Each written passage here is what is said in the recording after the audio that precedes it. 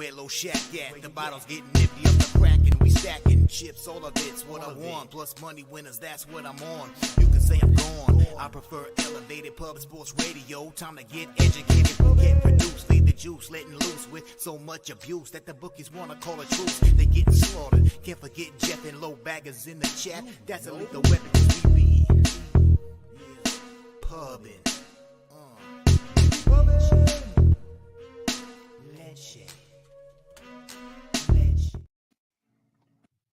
Hi, everyone. Welcome to Pub Sports Radio. Today's Tuesday, December 19th. Of course, we do this every Tuesday. We have a lot of fun. Today's an interesting card. We got a big NHL slate. A lot of the games in the NHL have me a little bit confused. We've got a lot of big favorites that, maybe are a little bit too big of a favorite, but not necessarily big enough that I want to pull the trigger on. We got a modest NBA slate where we have, of course, Boston and Golden State. The other three games, as often is the case, have me scratching my head and confused, but I'm thinking that Boston, with some revenge from last year, might be a good bet early on. We got a big college basketball slate with probably some betting opportunities, and of course, we're going to start off with the NHL, which is usually pretty good. Last week, I think I had about a 50-50-ish kind of day in the NHL. As always, interesting situations here. It might be, I have a feeling it's going to be an NHL slate where I have a very few amount of picks, but I like all of them more than normal. How you feeling about today's card in NHL in general, Mr. Gokster? Yeah, I got 5 picks, 2 leans. I got to get the leans in there, right, Pete? I like the card, but trying to shorten the amount of picks for you guys, just trying to maybe hit at a higher rate. We're hitting 50%, but the average line is usually over plus money, which always helps. But yeah, good to see you again, Pete. Let's get after it. Absolutely. Okay, yeah. Hey, great holiday season to everyone. We got to Nasty Nate. Shout out to Nasty Nate in the comments section. Bo Jackson says, humbled last night with the Eagles. Must bounce back tonight. Yeah, that was a tough one. I was very, very, very tough situation. I stayed off of that one. The NFL, in general, I'm doing quite well in the NFL overall this year, but of course, every week there's 1 or 2 spots where I'm way wrong on. I'm like, wow, why did I do that? That game, the Eagles game, I'm sure any game where I'm like totally confused, it means the entire market is probably confused, which means that a few people have a dead-on read on some good value. So to anyone who nailed last night's game, congratulations. I wish I was as good as you at that. I stayed way the hell off of that one. Let's look at anyone else in the comments section. Justin McElvey says, stacks play of the day, Curry over 28.5 points. Yeah, and that makes sense, Justin McElvey. For Curry himself to do well, I have to think. And, NBA, it's interesting, Mr. Gokster, the most important thing in life in this holiday season, well, at least for me, probably for most people, is humility. Certainly lots of, all the Stoics and freaking Shakespeare and all those motherfuckers all talked about humility. And I actually like my overall record in this show in NBA has been great. And it's because I'm so humble about it that I make so few picks that I only go with a pick when I'm really like thinking, I think I'm seeing something here. So I have a low volume and I tend to do well in the NBA. And again, on tonight's card, 3 of the games I'm completely confused by, but the Golden State Boston game, I have to think Boston first quarter and first half is a good play. You follow basketball enough to understand why that would be, Mr. Gokster, right? Yeah, somewhat. I've been a little more on college basketball this year, but knowing yourself, Pete, if you got a feel, I'll never forget when I went head to head against you on a MLB for 5. I had the under, you had the over, and let's just say I lost by a lot. So yeah, Pete, whenever you got a gut feel, brother, I would talk you off it. Yeah, and let this be a warning to you in the future and anyone else who feels like going head to head with me on any pick. Yeah. Go for it. Be my guest. Do so at your own peril. No, I'm kidding. I'm probably like exactly 50-50 on head-to-heads. But I'm just saying, like tonight, it's a rematch of the finals from last year. They haven't played yet this year. Boston's doing great in general. When they want to turn it up, they can. Gotta think Boston. I mean, they're a road favorite. I gotta think Boston first quarter and first half are good bets.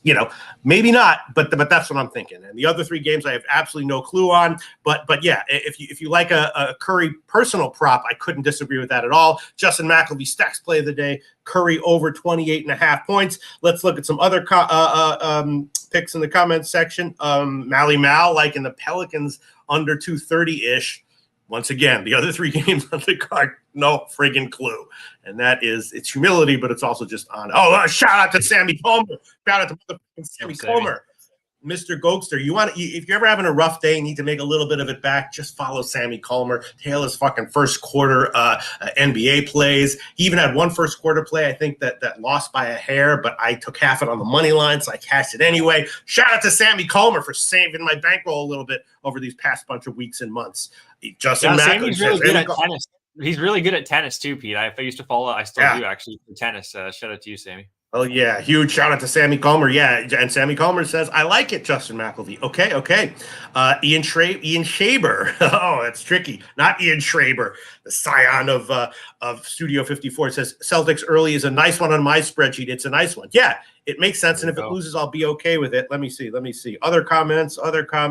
King Al says, Pete, on the weekday, we need you to tweet more of your action. I know, but it's just like I suffer from AIPP syndrome, all in on public play syndrome, which means that if I make a play public, especially on Twitter, I may have personally bet sized appropriately, but I experience it as though I'm all in. And it's just so difficult for me. I'm still trying to recover. I'm still trying to. What if you put in like captions at the bottom, Pete? I'm not all in at the bottom. So then maybe. Yeah, I mean, I do all that shit. I'm like, this may not win. It may not even be positive EV. The only thing I can guarantee is that I'm personally on it. I do, and that does help.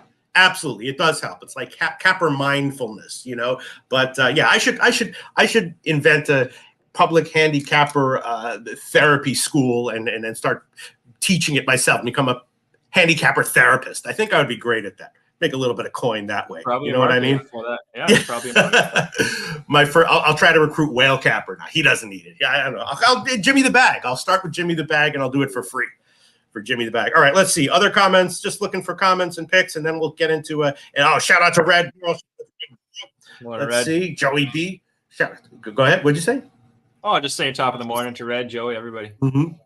Sly Astute says Milwaukee Spurs could go. Yeah, I will say that like my note on that game was over because Milwaukee's just been such a dead over team. So that was my note on it, but I wasn't like I was like I really don't know what I'm talking about. Here, let's see. Oh, yep. Sly Astute says the Memphis game is probably going under with the Pelicans winning. All right, I will copy and paste that to remind myself when we get to NBA. Let me just quickly copy and paste this, Mr. Gokster, and then we'll get into it. I need to bring up my copy and paste sheet here. Anyway, copy and paste. All right. Let's just glance. Oh, Blake Friedrich likes Vegas tonight. We will talk about that. Yeah.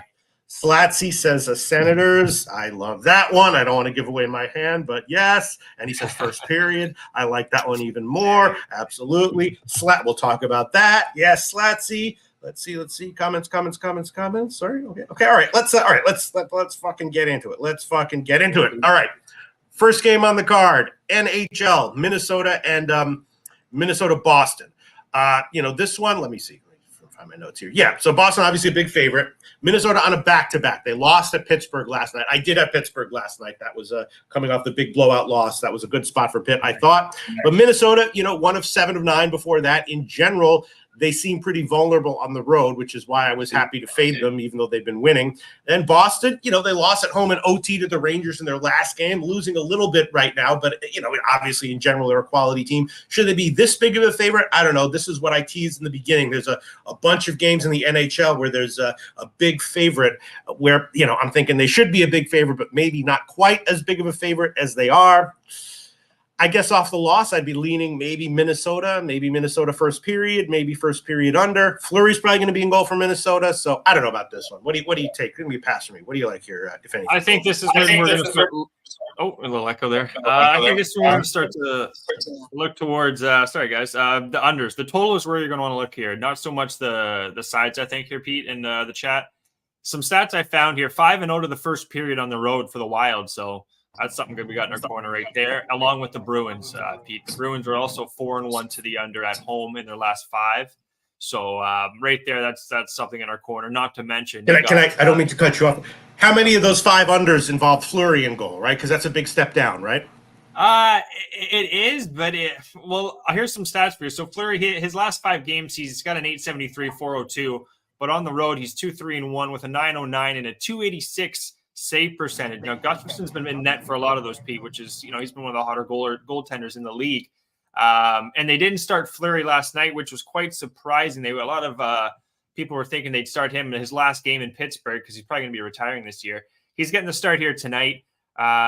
early on in this game, Pete, that's where I'm going to look for the unders. The penalty kill too for the Bruins guys, 92% at home and 90% in the last 3 weeks. The Wild, Pete, 75% on the road, but get this, 87% in the last 3 weeks. They're starting to tighten up ever since they fired the coach and got Haynes in there. So I'm going to look at the unders here, and I'm not going to really think twice about it. I'm going to take a double up spot here. It's been a while, guys. We're going back to the old well. No goal first 10 minutes, plus 120. And I'm taking the first period under, Pete, 1.5 minus 105. I like those trends. And I also just think, I think Fleury's going to have I think a start's going to be decent here. And I haven't talked about the injuries too. Zaka, he's possibly out. He's day-to-day. McAvoy, he doesn't look like he's going to be in the lineup. So those are two pretty, especially McAvoy, key parts for the Bruins team right there, along with Forsberg, who's a defenseman. So a little banged up for the Bruins right now, but their penalty kill is still top tier in the league. And then you got Allmark, who's got a 920 save percentage, 249 goals against at home. So I think there's too many reasons to take the under here. And that's what I'll do. Full game. I don't mind the under. Full game too, guys. But first period, let's do a little double up here. Yeah, that's what, in the meantime, the line has moved in Boston's favor. Maybe a surprise. I don't know. It was in the minus 180s on the opening line. Now it's up to minus 198 at Pinnacle. And the total has gotten bet down. It was 6 juice to the under, but now it's all the way down to 5.5 juice to the over at Pinnacle. Yeah, those were my notes here, was maybe first period under, but I'm just worried about Fleury. But you're not. Just you're not worried about Fleury. So maybe Minnesota team total under. Why aren't you worried about Fleury, Mr. Gokster? Well, let me bring up Fleury's numbers really quickly, but him not going last night, I like, what's he gonna do? Come in here and just lay an egg? Like he wants to get in between the pipes right now. This is just me being just a hockey guy, and goaltender is actually what I play too. So just knowing Fleury here, and he's game logs is what I want to see here real quick. So December, okay, he had the 4-3 loss, 1-4-1, 4-3.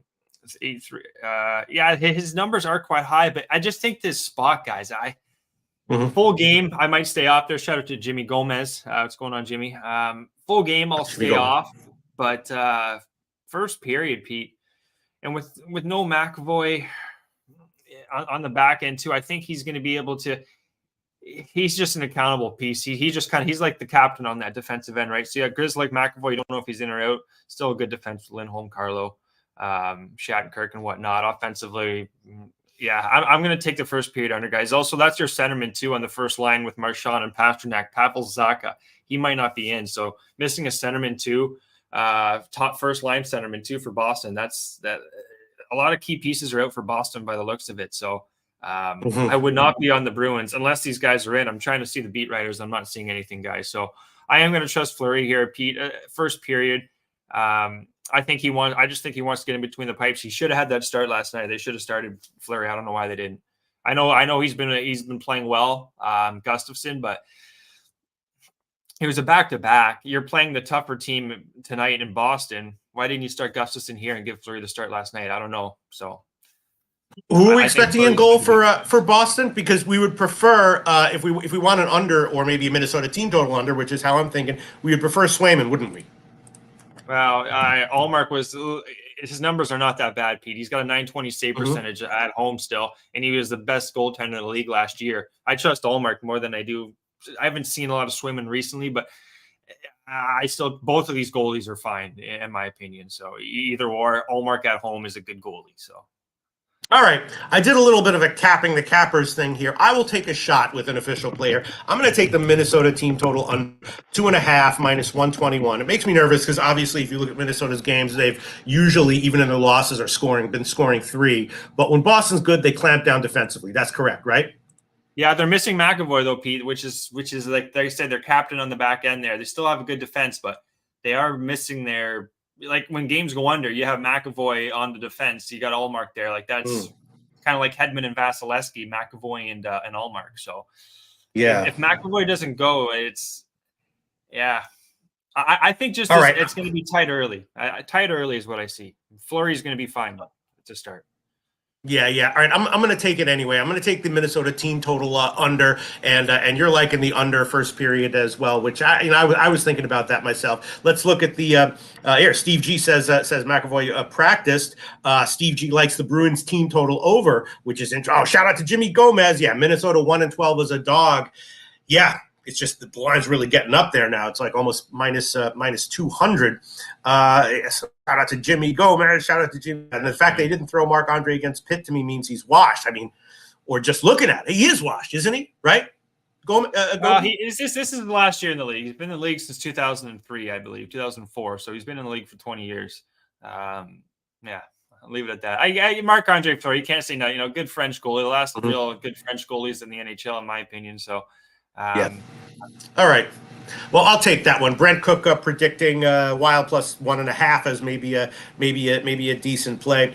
All right, let's move on. Next game, but I am taking a Minnesota. That's a pinnacle line, by the way. Minnesota team total under 2.5 minus 121. Next game on the card, another one of these games. The big favorite. They should be a big favorite. I don't know if they should be as big as they are. Columbus and Buffalo. You know, Columbus has wins here and there, but mostly not good. Buffalo basically the same, a little bit better than Columbus. A few more wins here and there, but still losing more often than not. Buffalo's a big favorite here. And I don't know. I was thinking maybe a shot with the over, maybe a shot with the first period over. Free play on the side. I guess I would throw it on Columbus, but it's probably going to be a pass for me again. What do you think here, if anything, Bogey? Yeah, the overs are kind of where I'm looking here, Pete. Levy, he's been really good actually his last few games, guys. 3-0-1, 2-1-1 goals against, but overall at home he's 8-94, 3-1-5. And the Blue Jackets defensively, they got problems. You know, they still have Werenski, who's, you know, he's got like 20 assists on the year. So that's how they're getting so much offense. You have Werenski in the lineup, you know, that's the Blue Jackets can win, in my opinion. It's just defensively their structure's not the greatest. Martin too. He's 1-4 with a 4.28 goals against, 4.35 on the road. So I lean towards the Sabres and the team total over, but just defensively, guys, last 3 weeks, 31% power play for the Jackets. Their penalty kill 70%. And then the Sabres, they got a 72% penalty kill. So both these penalty kills are ass. They're bad.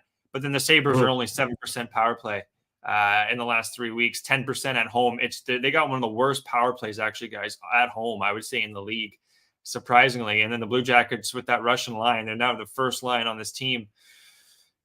I have no play on this one. I got a blank space, so I'm not going to fire on this one, but I would have to look towards the overs. There's injuries, though, on both sides. Skinner's out for the Sabres, so that's a pretty big offensive piece for the Buffalo. Greenway's out, Gergensen, Quinn, but then Laine, Jenner are out for the Blue Jackets.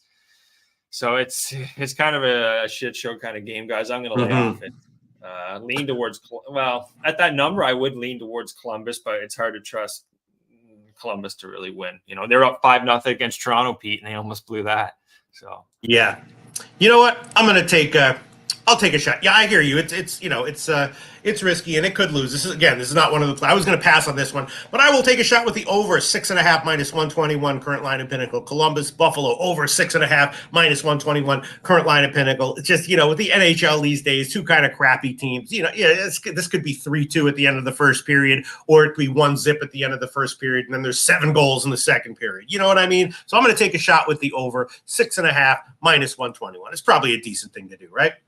Yeah, there hasn't been less than 7 goals, too, in the Columbus's last 6 games. So they're playing a Buffalo team that's pretty well. They're inconsistent, I would say. I lean towards Columbus in this game. I'm not going to fire, but I would lean towards Columbus here. But yeah, sure. Real Deal Prime predicts a score of 5-2 Buffalo. That'd be fine. Bankroll Spence says over or nothing. That's how I feel. I feel as well. And okay, that's statement game. Who says? I think. The John Morant game. Okay, we're going to talk about that in when we get to NBA. Is Ja back? Is Ja Morant back? Yes, first game back. You know, what does that mean as far as the spread and total? I don't know. I know it means something, and that's why I want to ask people who do know. I certainly don't know, but it'll be interesting to cap that game when we get to it. Next game on the card: Vegas and Carolina. This is an interesting one, Mr. Kochser. What do you think here? Vegas now won 7 of 9, right? Losing a bit before that, but they're winning. Carolina just continues to kind of struggle and underachieve off of 2 home OT losses.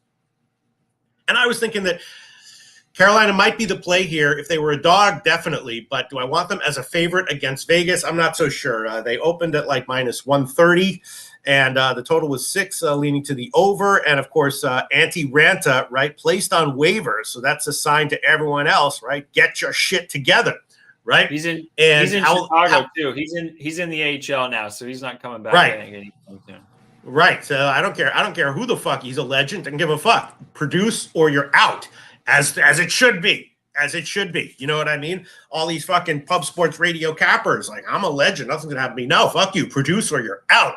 So Antti Ranta out for Carolina. And, but again, like against Vegas as a favorite, is that a spot where you want to, time a change of feel for Carolina as a team? I'm not sure. I guess I would be leaning Carolina, maybe over, but then again, with Ranta now gone, maybe they clamp down defensively. I guess I'm going to pass here. An interesting spot, though. What do you think, Gogi?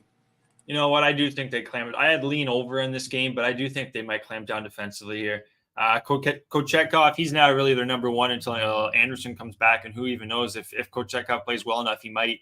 But he's got an 876 on the road, save percentage, 262 goals against, but last 5, still got an under 3 goals against, 920 save percentage.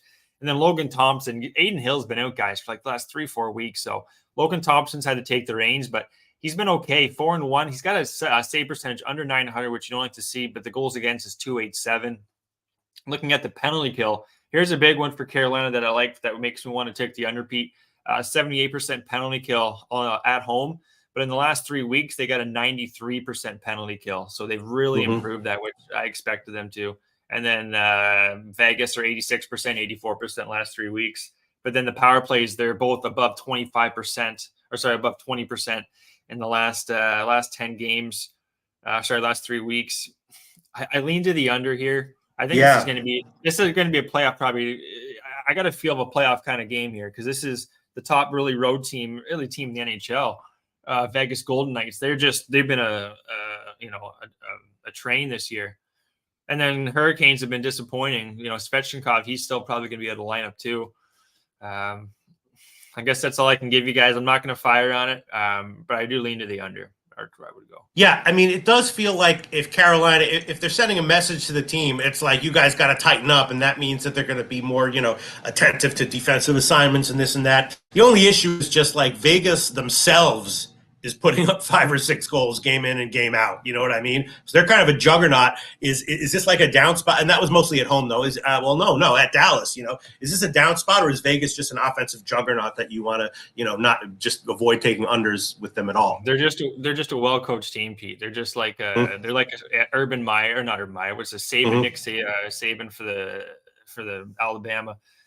They're just like both of these teams are just so strong. What I was going to get at, I just lost my train of thought. Vegas was, how Vegas is going to, like Hurricanes, when you're playing 2 strong teams like this, I got to feel like it's going to go, under. And the goaltending, these goaltenders aren't household names, Logan Thompson and Pytor Kochetkov, but I do lean to the under. And that's what I was going to say. Carolina, 93% penalty kill, Pete. That just tells me they're starting to get a little more accountable there from 78%. You knew that was improved, but they're not like they're. I know we're humming and hawing on this game. Minus 130. I'm like, stay off this game, guys. I think this could go either way, but I don't see either one of these teams really getting blown out here. I don't see this getting 5-2. I don't see this being a high-scoring game. I don't. All right, a lot of comments coming in, half about this game, half about NBA. We will get to that in a moment. Yeah, I'm leaning under, but I guess I'm going to pass here. Billy Friedrich, though, says Vegas strong play. I mean, anytime Vegas is a dog and someone says strong play, I can't disagree with it. Sammy Comer says draw plus 360. That might be nice. And Billy Friedrich says there are levels to this. Okay, so Billy Friedrich operating on multiple levels as opposed to myself and Gogi, who operate on one, Billy's maybe 2. Again? What's Billy's I'm sorry? Again? What's Billy? Friedrich's play? Yeah. He just likes Vegas. Sammy Comer likes the draw at plus 360. Billy Friedrich says Carolina is in a bad way. Ranta put through waivers. He was a key guy in the locker room, a glue guy. Kochetkov is not the answer. Right.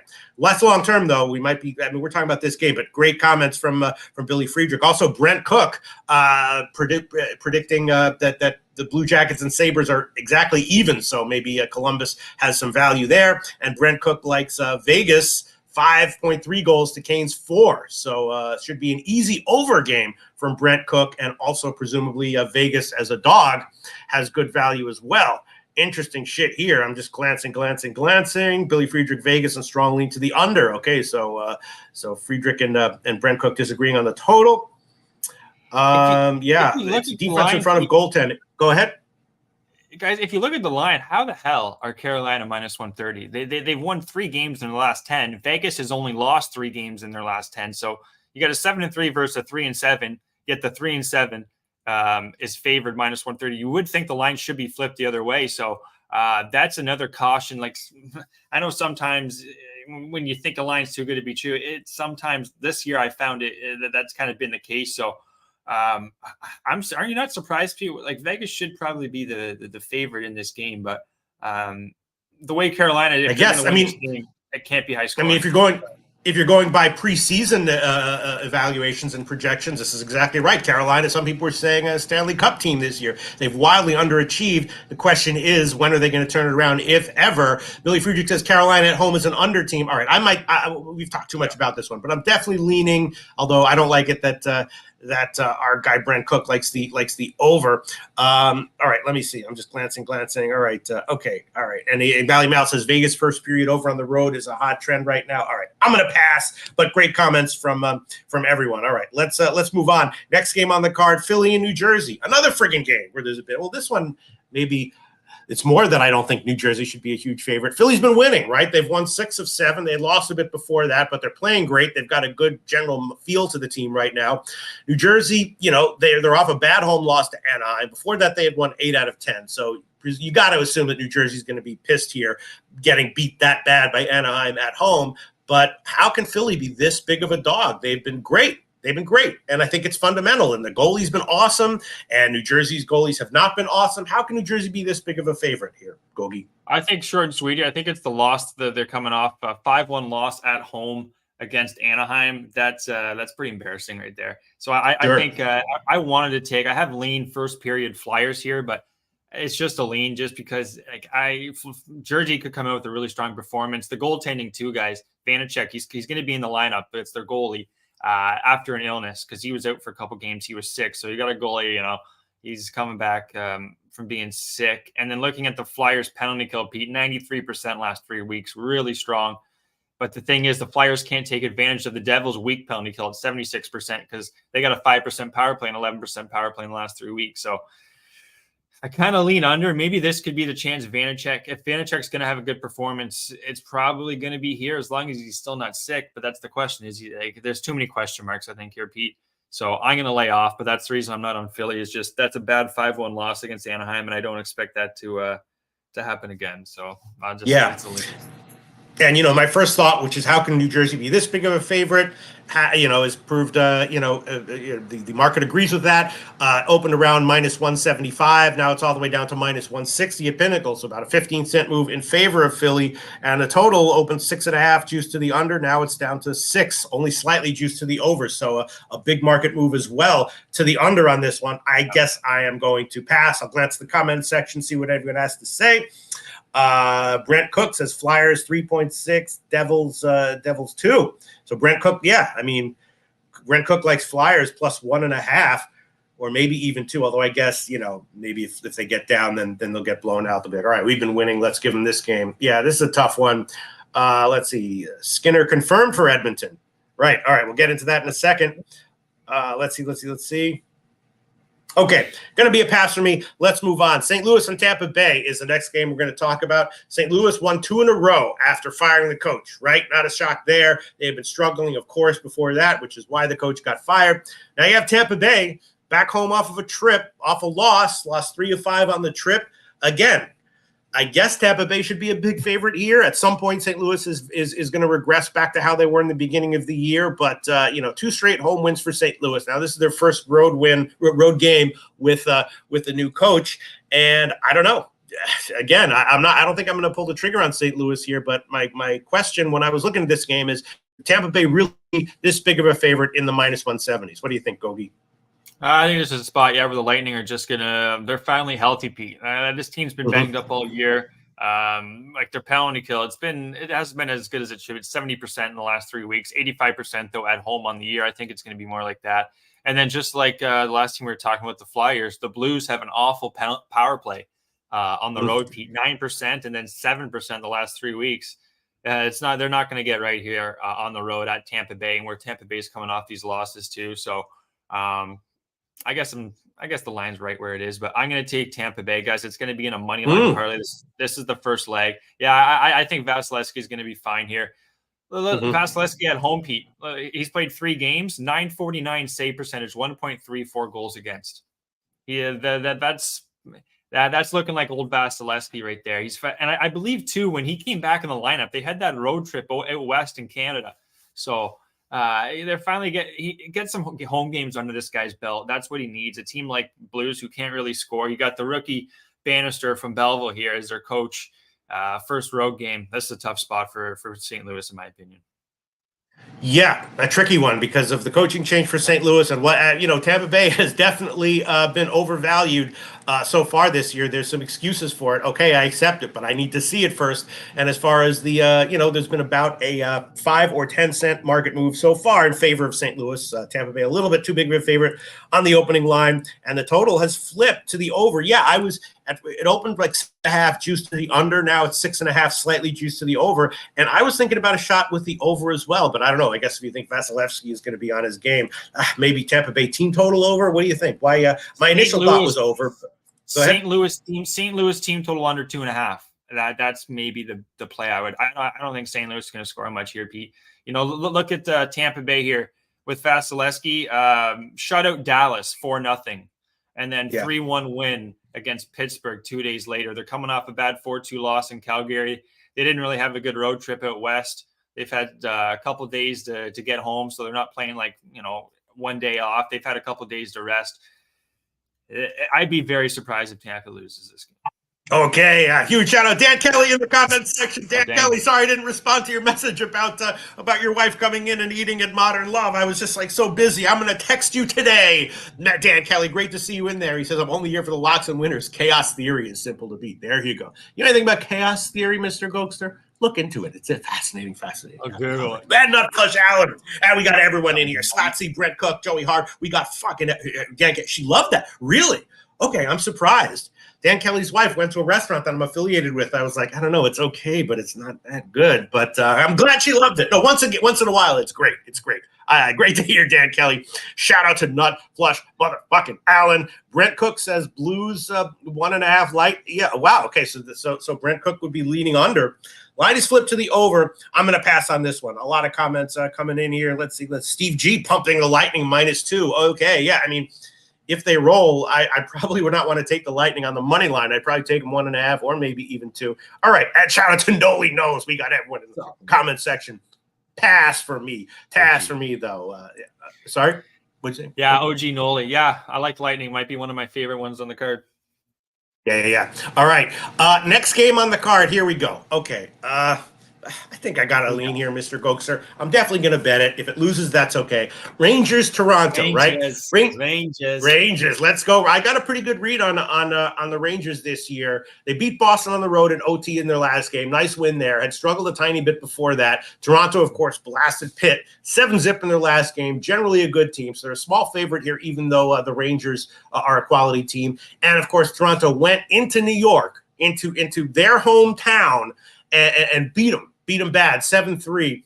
Got to think Rangers first period, probably Rangers -1, Rangers team total over maybe. Probably got to be thinking all those are decent bets. What do you think, Gogi? The Rangers are a solid team, right? I mean, what's up with them? There. I just want to talk quickly about Boston game, guys. Zaka is in the lineup and McAvoy's game time decision. So could be a reason why that line's moving towards Boston. This game, though, the Rangers and the Leafs, but you're 100% right. The Leafs had a dad's trip.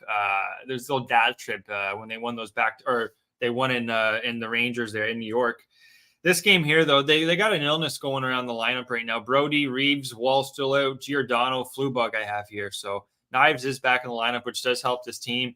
It's going to be Martin Jones, who's looked a lot better than what we expected with Wall going down 3-0, 949 save percentage, 185 goals against last 5 games. That's only a 3-game sample size.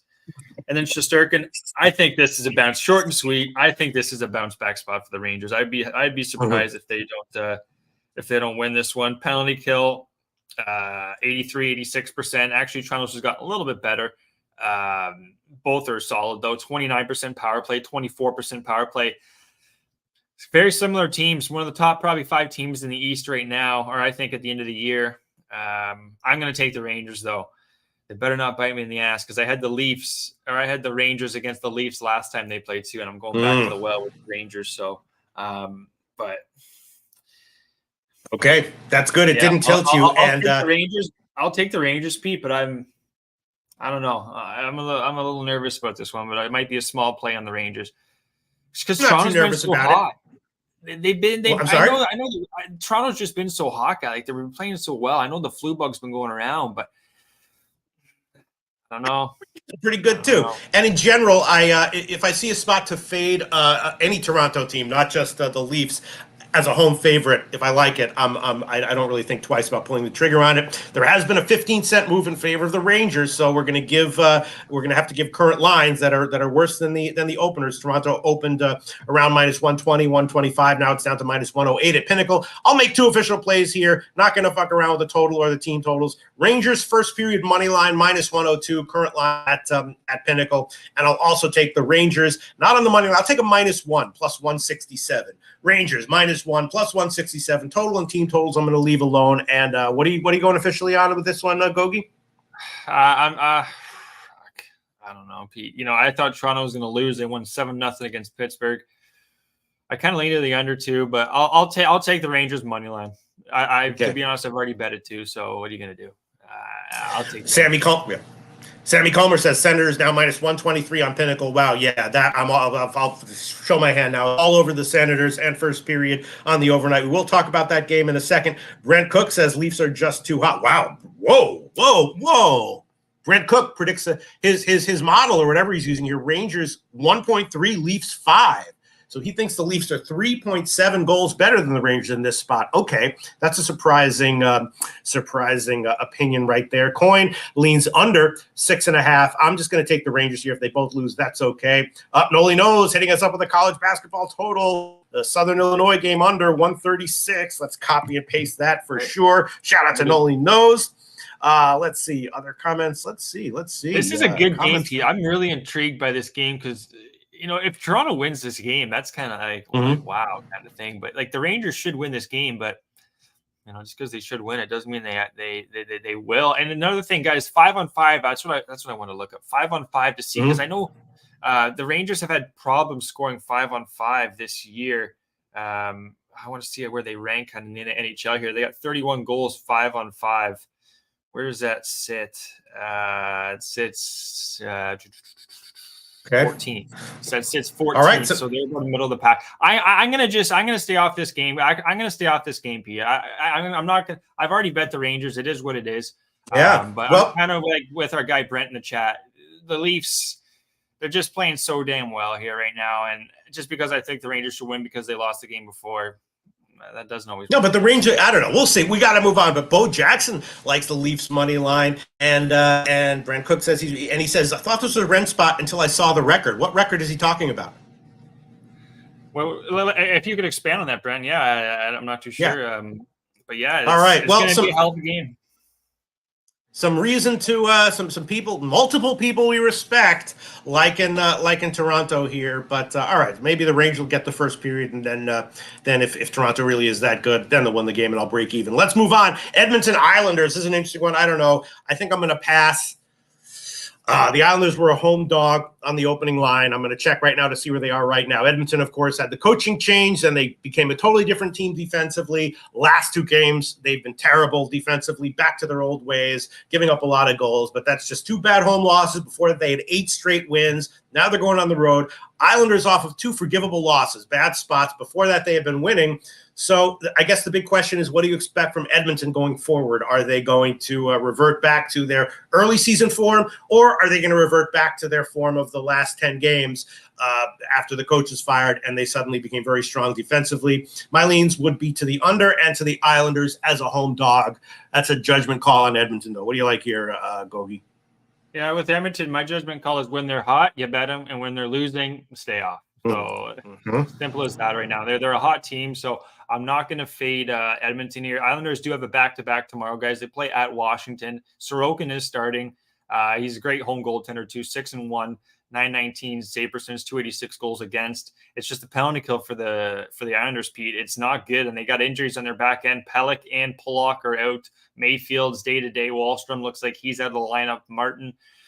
And then looking at the Oilers, they're penalty kill guys, 75% on the road, but last 3 weeks, 87%, and their power play is humming at 38%. So just like I said, when they're hot, they're hot. They're one of the best teams in the league. They look like they can win the damn cup, but then it just they regress when they fall pretty hard. So I lean towards Edmonton here. It's not going to make the card, but yeah, they're healthy. And what's our take? What's our take on Sorokin? Obviously, Varlamov better stats on the year. What's our take on that? Unless he's got a lingering injury, which I don't think he does. Sorokin should be fine. I listed his numbers at home, Pete. He's a solid goalie. I've been watching him for a couple of years now. He's a guy that can win you a game, stop 50 pucks, and win a game. So I'll stay off this game. I do lean towards Edmonton, though, just how well they're playing. All right. Well, yeah, my initial leans were to the Islanders and the under, and those are both moved against me. There's been about a about a 10 or 15 cent move in favor of Edmonton. They're now minus 146 at Pinnacle, opened around minus 130 or so, and the total is now pushing 7. Over 6.5 minus 135. I guess that's because both of the less good goalies were announced for each team, right? No, so Sorokin's better than Varlamov. Sorokin's better than statistically, Varlamov. Though he hasn't been, though, right? Or has he? I still, well, 6-1 at home. He is better than. I don't know what the last 5 days numbers are, Pete, but I'll tell you right now, Sorokin's the guy you want at home. There's no ifs, ands, or buts about it. So it's just their back end's so banged up, and their penalty kill. If they go on the penalty kill, if they take too many penalties, the Islanders, they're done. 38%, 72% penalty kill, and they got a lot of key guys who are probably on the PK. They're not going to be there, so it's got to be a low scoring game if the Islanders want to have any shot in this game. Gosh, I want to take the under so bad. At 7, I do the safe thing and buy up to 7 at minus 139. But it's just both of these teams are just putting up goals left and right when they want to, aren't they? And giving up goals a lot of the time as well, aren't they? Yeah, it's a tough cap, I find, to be honest, Pete. Yeah. It's tough. All right, I'll pass quickly. That's the comment section. Then let's move on. Hold on 1 second. Let's see what we got here. Nate Dogg likes Boston in the over full game. Let's see. Stevie G likes Islanders at home plus 1.5. Truth Teller, shout out to Truth Teller. Gonna hit it. Go ahead. What'd you say? I'll just shout out to Truth. Yeah, shout out to Truth Teller. And Billy Friedrich likes the over in this one. All right, let's move on. Pass for me, although I'm tempted to go against the current movement. Philly Eagle likes from Philly's the Islanders money line over 5.5, same game parlay, first period. Draw. So. All right, here's a game that's an interesting game with 2 very interesting teams, but playing each other. I think I'm going to pass. Vancouver, Nashville. Both teams good. Both teams winning. Both teams have won most of their games the past couple weeks or so. Predictably, Vancouver and Nashville, the line is close to even on both sides. Total standard 6, juice to the over. My only issue is that Vancouver has won both of the games so far this year, so I'm thinking that I would be leaning Nashville for that reason, and I think that Nashville's success recently is pretty legitimate. So small lean to Nashville for that reason. What's your take on this one, Gogi? I think both these teams are pretty legitimate, so it's not a game I really want to get involved in. The line's right where it's minus 110 on each side. I was going to say whoever's the plus money, take it, but you can't. I think Book's got this one right. Demko isn't as strong on the road. He's a 900 save percentage, 5-4. Slight lean towards Nashville. Penalty kill only 74% last 3 weeks too, compared to 83% for Nashville. So Nashville's got the edge. And then 14% power play. Even though they're 7-2-1 the last 3 weeks, they're 14% power play. That's not that strong. That's not what you expect from Vancouver. And then 22% for for the Predators, which is staying about even. So I lean towards the Predators here, Pete. Not going to make the card. They're a healthy team too. So yeah, I lean towards Preds. It is going to make my card, Gogi. I just made that decision. I was leaning that way anyway. Not going to take the -1, just the Pinnacle money line. -110. Nashville -110. Official play for me. And yeah, the line hasn't moved much, which is not a surprise. It'll be interesting to see if it does move by the time the game starts. There has been a bit of a move to the over, though. It opened 6, juiced to the over. Now it's 6.5, even on both sides. So a market move to the over. What do you make of that? I don't know about that. Saros has been the hottest goalie in the last 5 games. Like he 950 save percentage. Didn't bring this up. He's got a 950 save percentage, 157. So kind of like Edmonton Oilers, when Saros is hot, when he's not doing well, he sucks. Like he's got problems. He's a much better home goalie too. Heavy work, 10-5 at home. A lot of home starts at home. 910 save percentage, 265 goals against. I would lean towards. If Predators are going to win this game, they're going to slow down Vancouver's offense, and their power play's not humming either. So I would take maybe a Vancouver team total under too, possibly maybe a 3 or something like that. That might be a play. Okay, you watch all this shit, don't you, Mr. Gokster? Just give your 10-second take on this comment from Steve G. Canucks are legit. Nashville, not so much. Agree or disagree? Streaky. Like Nashville team's playing. They're playing really well, and they're allowing one. Other than that Carolina 6-5 win, which, I guess I get Vancouver's strong offensively. They do have Kuzmenko, who is playing, better, but it's not going to make the cut. I would lean towards the under, to be honest. I'm not going to fade these two goalies right now. Demko's still 4-1, 9-13. I don't know. I wouldn't say Nashville is a fraud. They're really starting to they're playing well. They got a new coach. It's a young team for the most part. They've really revamped their team. And then Vancouver, they have been a juggernaut this year. That's why I didn't make my card, because I don't have enough I don't have a strong enough case for each team here. So okay, we got some comments coming in here. Truth Teller says a goal. Julian Alvarez, anytime goal scorer. Man City, 5 units, easy money. When's that game start? Can I bet that after the show, or do I have to bet it in the middle of the show? I'm going to check that for a second.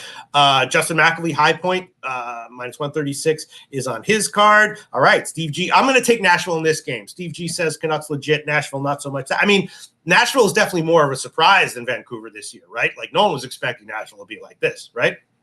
Yeah, I would agree. They're exceeding expectations right now. But they have no reason kind of not to. I guess you could say their lineup's not as strong as some others, but they're healthy. They still got Saros. Like this is what they expect in Nashville, and then they're doing it. So. All right, the Man City game starts at 1 p.m. Eastern time, so we're going to wrap this show up by then so I can get my friggin' bet in. All right, let's see. Sammy Comer says Preds are a buy team right now. All right, yeah, in this spot, I'm going to take him -110. Billy Friedrich predicts Canucks team 2-1. He likes the under. He likes Preds team total under, but too juicy at -170. And Slatsy likes first period over, -125 in the Canucks Preds game. All right.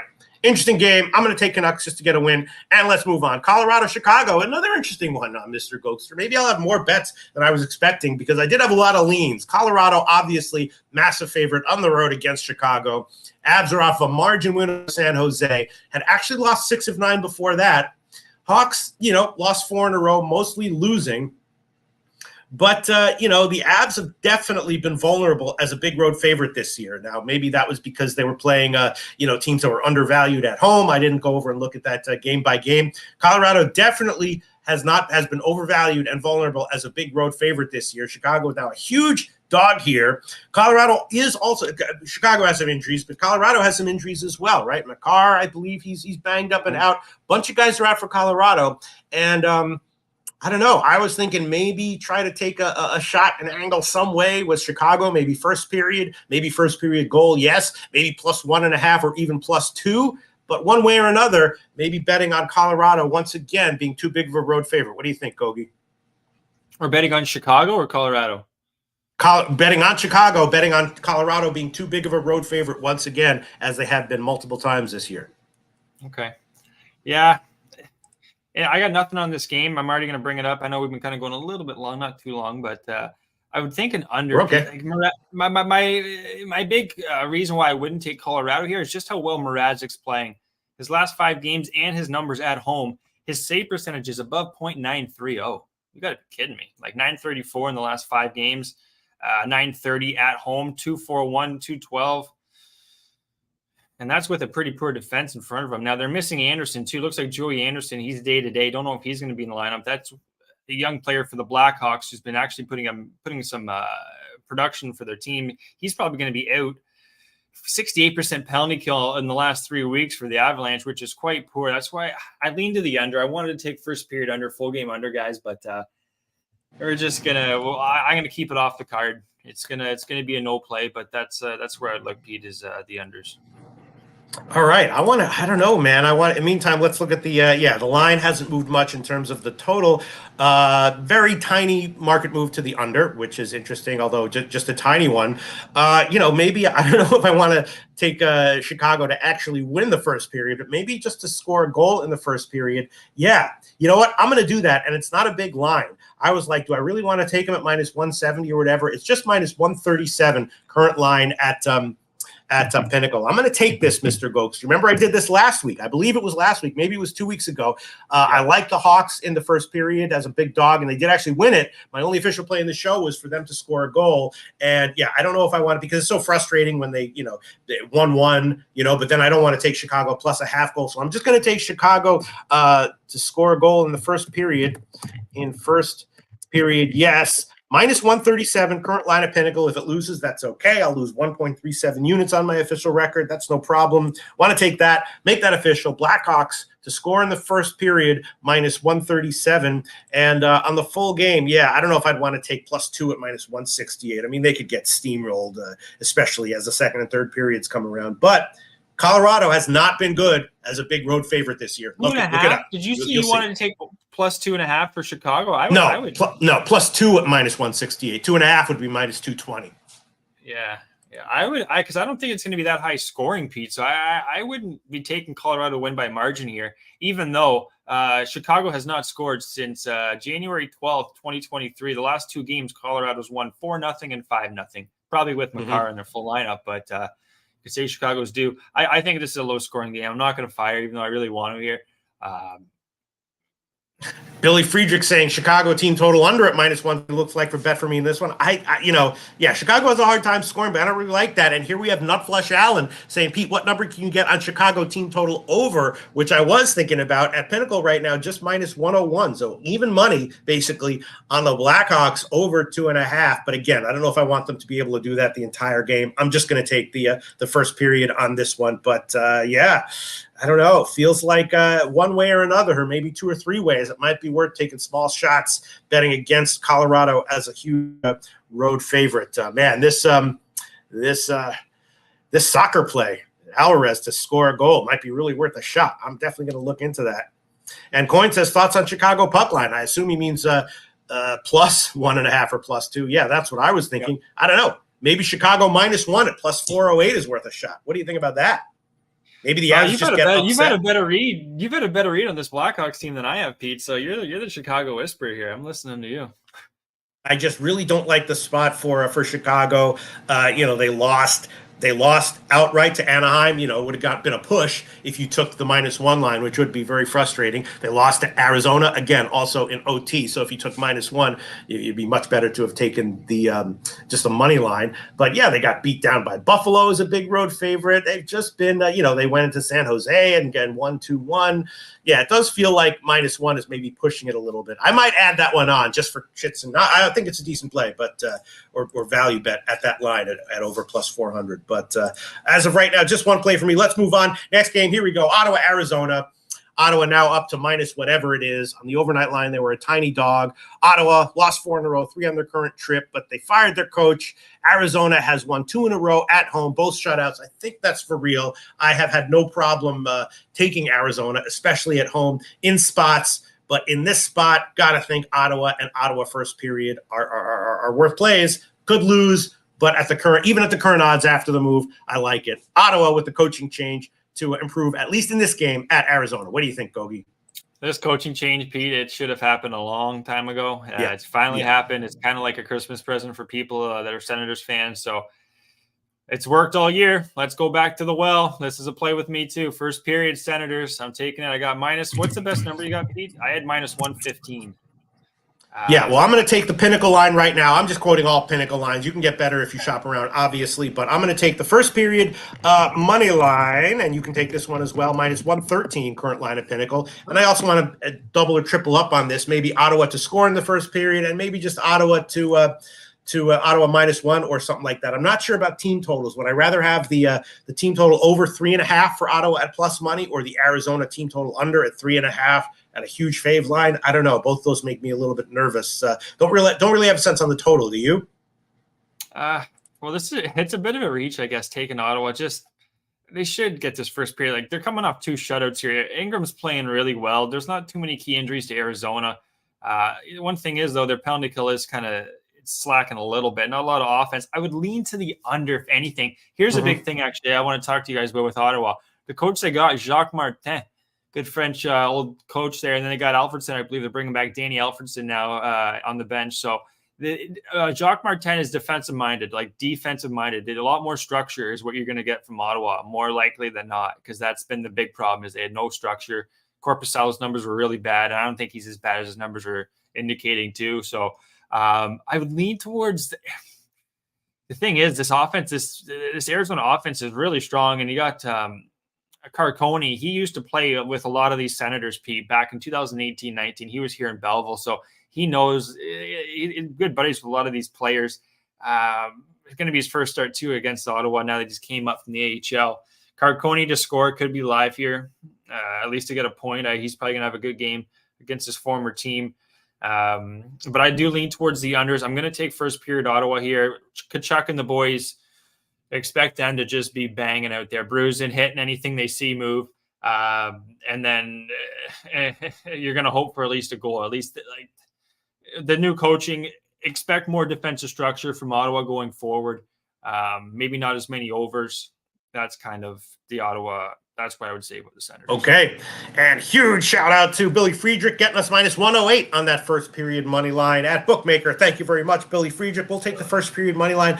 Man, I want to at least double up or triple up on this, but I'm just not sure what way to do it. I could take Ottawa full game -1, but I'm worried that they actually do kind of suck and that Arizona will get it together and come back late. I would love to take Ottawa, team total over or first period over.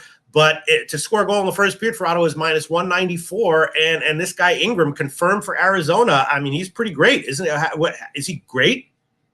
Well, no, that's like this is an AHL goalie. Like if you would have told me this 2 years ago, Pete, I'd say, geez, the Belleville Senators, they can score against Ingram. Now he's turned it. He's completely turned it around. I know he's a different goalie, but like he could have this could either this is going to be like a 2-1, 3-2 loss for Ottawa, or Ottawa is going to win this game like 4-1. I would take Ottawa on the puck line here, if anything, 4-1, 4-2. Like they should come out here and this should be a drumming. I know Coyotes and Ingram are strong. Don't get me wrong. Joseph out does hurt Shabbat, Chartier out for Ottawa, but they should beat this. Stutzel's been, you can't find Stutzel with a periscope, whatever you want to call it. This should be an Ottawa spot. They've had a horrible road trip. They finally fired the coach mid-road trip, too. That's funny. Right after the Vegas game, he gone. This should be an Ottawa win. This should be an Ottawa win. Yeah. I'm taking Ottawa -1 plus 139. That's a second play. Ottawa -1 plus 139. And as far as the totals are concerned, I guess for now, I guess, which would you rather have? Ottawa team total over 3.5 at plus money, or Arizona team total under 3.5 at like -155? I'd take the Ottawa one. I'd take the 3.5. The problem has been is their defensive structure. That's the thing, P. I don't like. It's tough to see how they're going to look with the new coach. I expect in the first period they're going to score, but okay, after they got the lead, are they going to have a news just like how are they going to? I don't know if it's going to happen after one game. Probably won't. It's going to be as the weeks go on, but they got to be better. They got to be better at closing off the wins, like not just bad puck luck or they had bad luck, like the old coach used to say. They got to have better structure, and that's what's going to happen with this team. I just don't know when it's going to happen. Ottawa, you mean? Ottawa. Yeah. So. All right. I'm going to make one more play. You ready, Gogi? I'm sorry? Go ahead. Go ahead. I'm going to take Arizona no goal first period, plus 158. Nice little big dog line there. Arizona, no goal first period, plus 158. We'll throw that one on. Hopefully, Ottawa can hold them down defensively after, if they're going to come in and do something different for this game. They've just gotten scorched past bunch of games. First period, I think they got to clamp down and make sure they don't give anything up. So I'm going to take that one. 3 plays for me. It's all right if they all lose. Okay, you got to take some chances in life. Sometimes you just got to say, what the fuck? Let's glance the comment section. Philly Eagle Flyer, he likes first period both teams to score. So he doesn't like Arizona not to score in the first period. But we'll see. Let's see. I'm commenting. Nate Dogg likes the over. And let's move on. All right, Mr. Gore.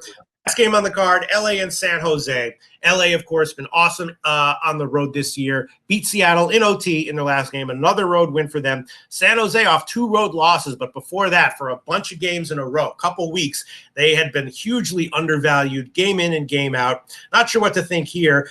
In general, LA is a pretty strong defensive team, so I was thinking maybe a shot with the under here. And just like with the Arizona game, with the Colorado game, with the Avs game, I was thinking, this is different because it's really tough to bet against LA on the road, but maybe to bet into San Jose once again, getting way too disrespected by the market as a plus 200 dog and lean to the under. What do you think, Gogi?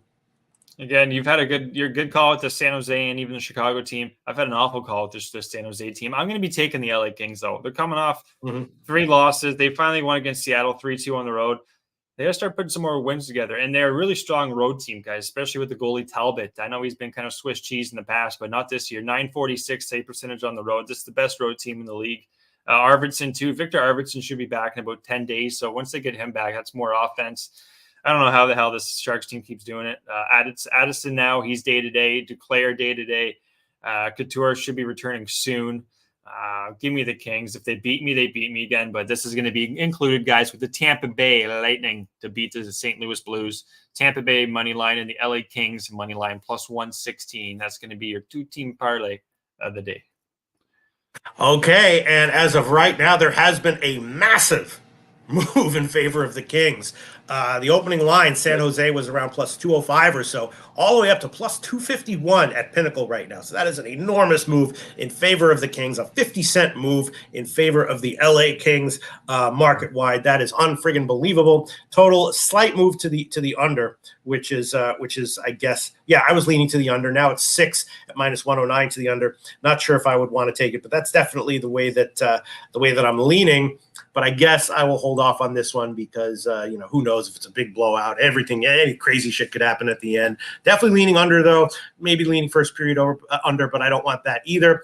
And Mr. Goksu, though, is going to take the Kings. Let's glance at the comment section. Yep, Bo Jackson likes them in regulation. Shout out to Jacqueline. And Philly Eagle Flower likes exact goals. 6 plus 650. That's not bad right there. Could be 5-1. Could be 4-2, could be 3-2, then an empty netter and you get 4-2. Could be 6-zip.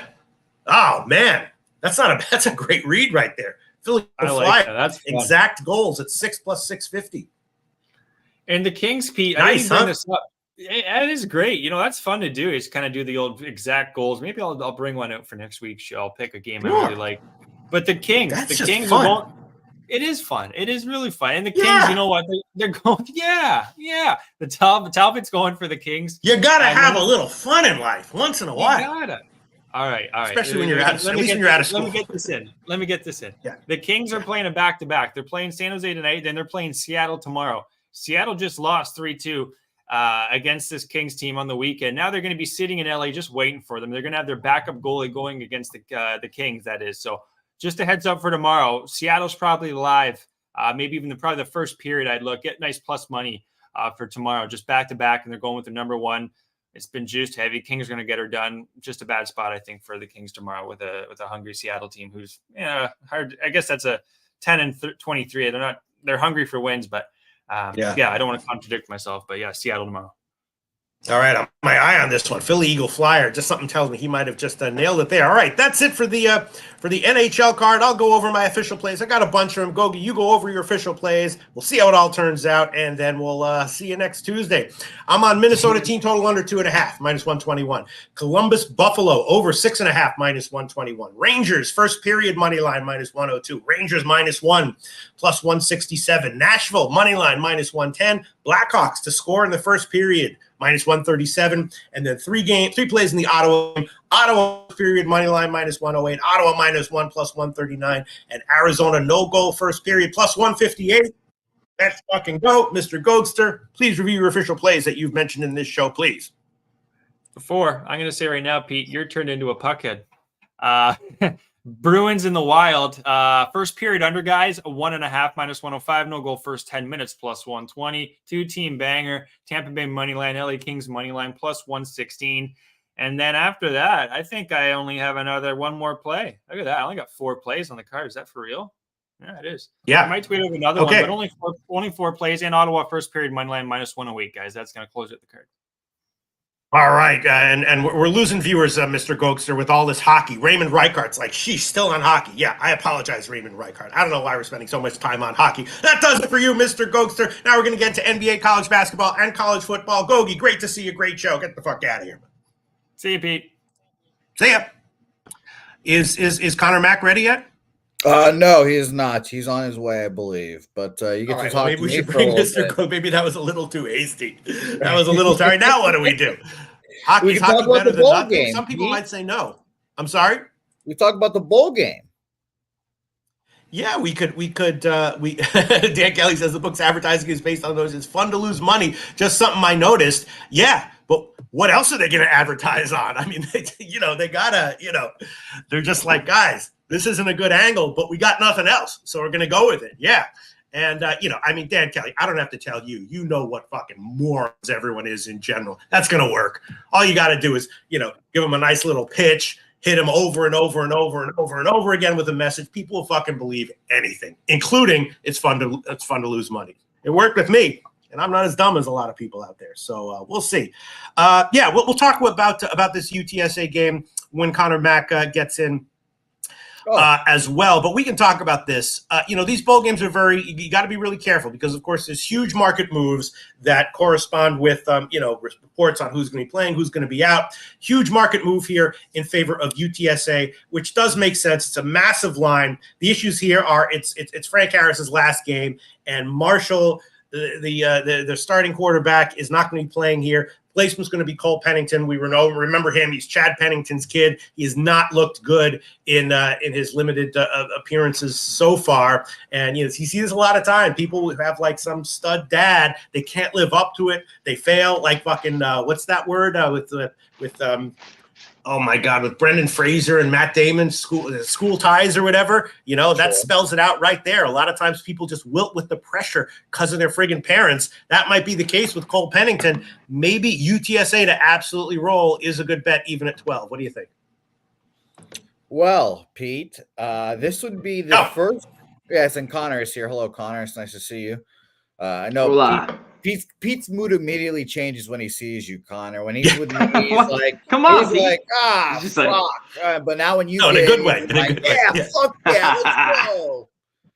All right, Rip, take it away, Jose. Here, you're UTSA. Well, yeah. See, here's the thing. I don't trust UTSA in bowl games really ever anymore. I've been burned 3 years now. It feels like they have not won a bowl game yet. And this is probably the last good chance for them to do it in quite a while. This is essentially a home game. It's in Frisco, Texas, which is in Dallas. Not a far travel for UTSA fans. Marshall fans probably not going to be there in numbers for West Virginia. This is Frank Harris's final football game. The program's best player of all time. It's not even close. He'll have a statue outside of the Alamo Dome or preferably on campus. He's the best player of all time. Do I trust him to fucking cover 12 points? Absolutely not. I really don't. And I haven't heard many transfer things from UTSA either, which is very interesting. No, they got all their guys in. Yeah, which is nice. So I lean towards Marshall if we're talking just go straight up against the spread here, but maybe a UTSA team total because I think this game will be probably a little closer. But yeah, the market move it went from 9.5 to fucking 12. So now it's down to 11 though. Okay, well that makes me feel a little better, but all that move to 9 to 11 then is concerning. But I lean towards Marshall spread wise. But yeah, I like Justin McKelvey. By the way, everyone's saying Pete's or Justin's name wrong, Pete. If you didn't know that, but yeah, it's a whole thing. Dan Kelly will explain it to you. Justin McKelvey will as well. But yeah, it's fun that everyone's been pronouncing his name wrong for the last year. But I like 33.5 team total. I do like that, Justin. So. I would move on that if I had to move on anything in this game. Dan Kelly saying Archie's boys did okay. Yeah, that's true, actually. But they're the exception. I didn't even think about that. You're right. So maybe there's something in that. They know how to avoid it, but I've seen it so many times. And I feel bad for the kids because you feel like if they didn't have that pressure from the beginning, they would have actually wound up being a lot better. But they got all this pressure from like age 6 or whatever, and they just it's all in school ties. You ever seen that movie, Jose Bouquet? I have not, but it sounds a lot like Dead Poet Society. It sounds like very basically the same thing, Well, except Dead Poet Society is about poetry. Well, and that's the other one's about football. A little pressure from the dad from that 70s show, and it just caused you to kill yourself, I guess. Yeah. Billy Friedrich got all of Archie boys and they lack of sense of humor. Yeah, I bet you if I fucking ever had a son, he'd have the worst sense of humor. I'd be like, where did this kid come from? How is this happening here? And I guess, like the best situations when you have like Mozart's dad or like Spike Lee's dad or someone, like a dad who's like, never quite got it himself and trains you and motivates you from day one. But the dad isn't the star that you have to live up to. Anyway, all right. I'll tell you this very quickly, Jose Bouquet. I actually would still be leaning UTSA here because Marshall, we've seen them this year. Their offense can like seriously disappear, and I mean like scoring single digits. With Pennington in, I don't trust it. Now, if they were against just some random opponent, maybe I wouldn't want to be betting against them. But as you said, UTSA, highly motivated. They've never won a bowl game. They even lost to Tulane in their last game. All their guys are in. Harris, I'm not even mentioning the home field advantage, like you said. Now, I was on ODU yesterday. I got burned with that.